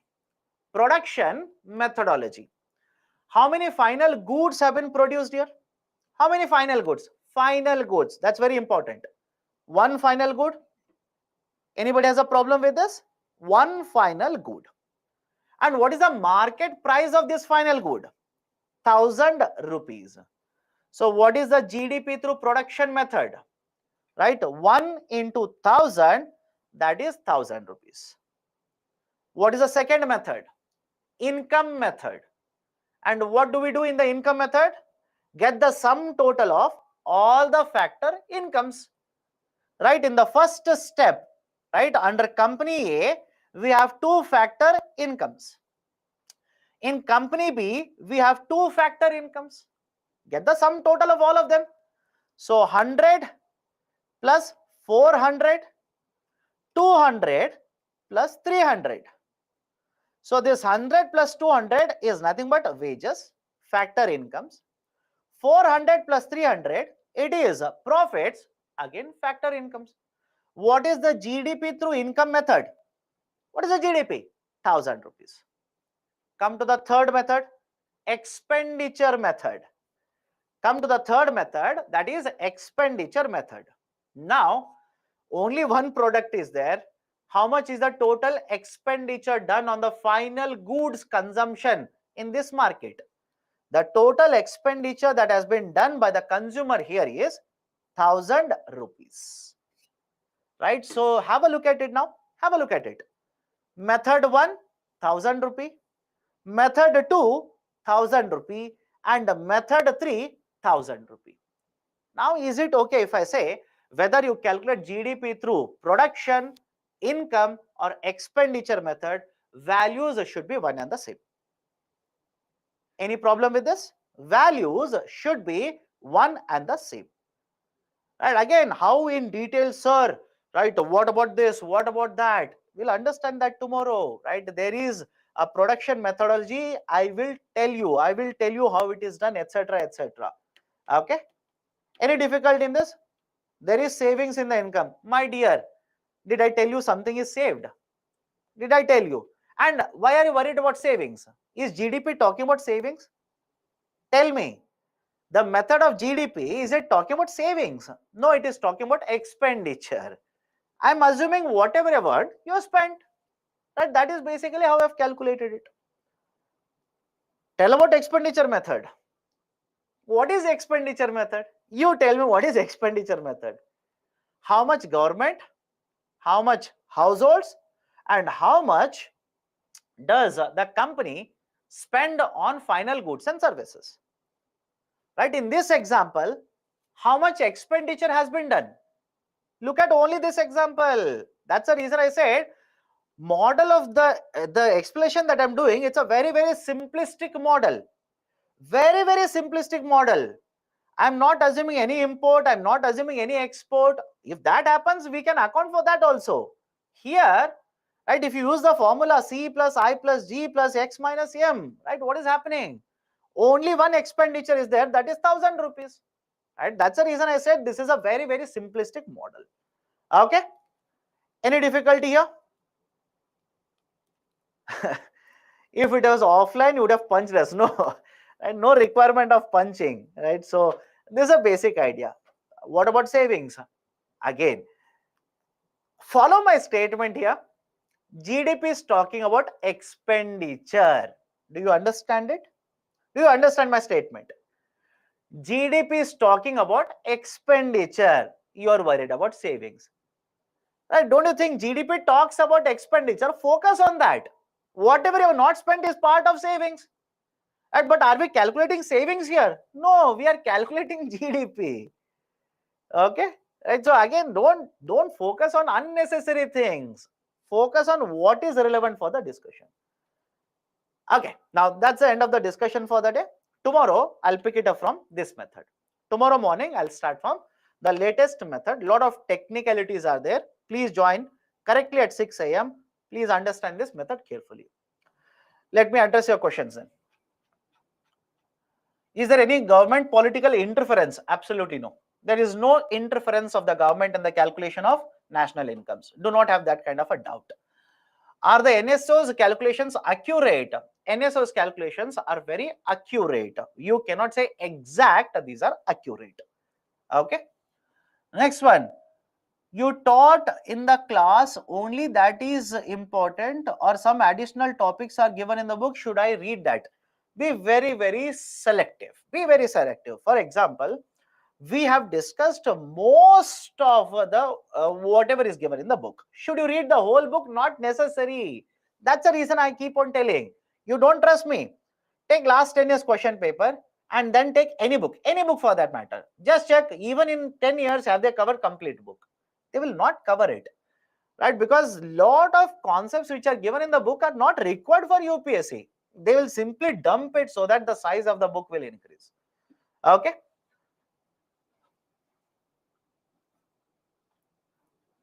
Hindu growth rate, not today. We will discuss that when I take up, let's say, the concept of planning. When I take up planning, I'll tell you. Okay. What about economics optional? If you have economics background, go for economics optional. I repeat, if you have economics optional and you're comfortable with paper 1 in optionals, not GS paper, optional, paper 1, that is where people will be hit very hard.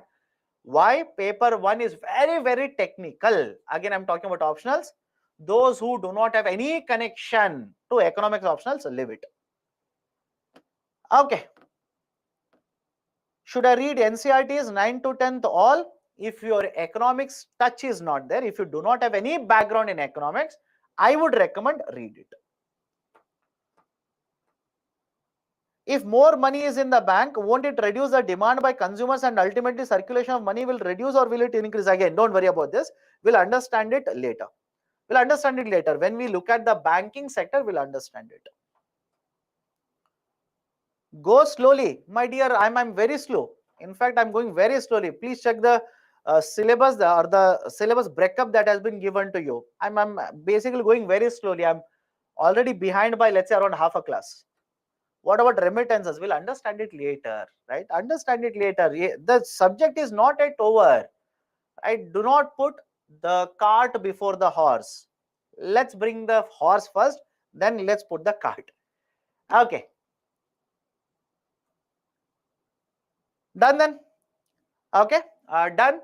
We'll continue tomorrow morning from this concept. That is new methodology to calculate, to measure the concept of GDP, gross domestic product. That is specifically I'm focused on the production method, the output method or the production method.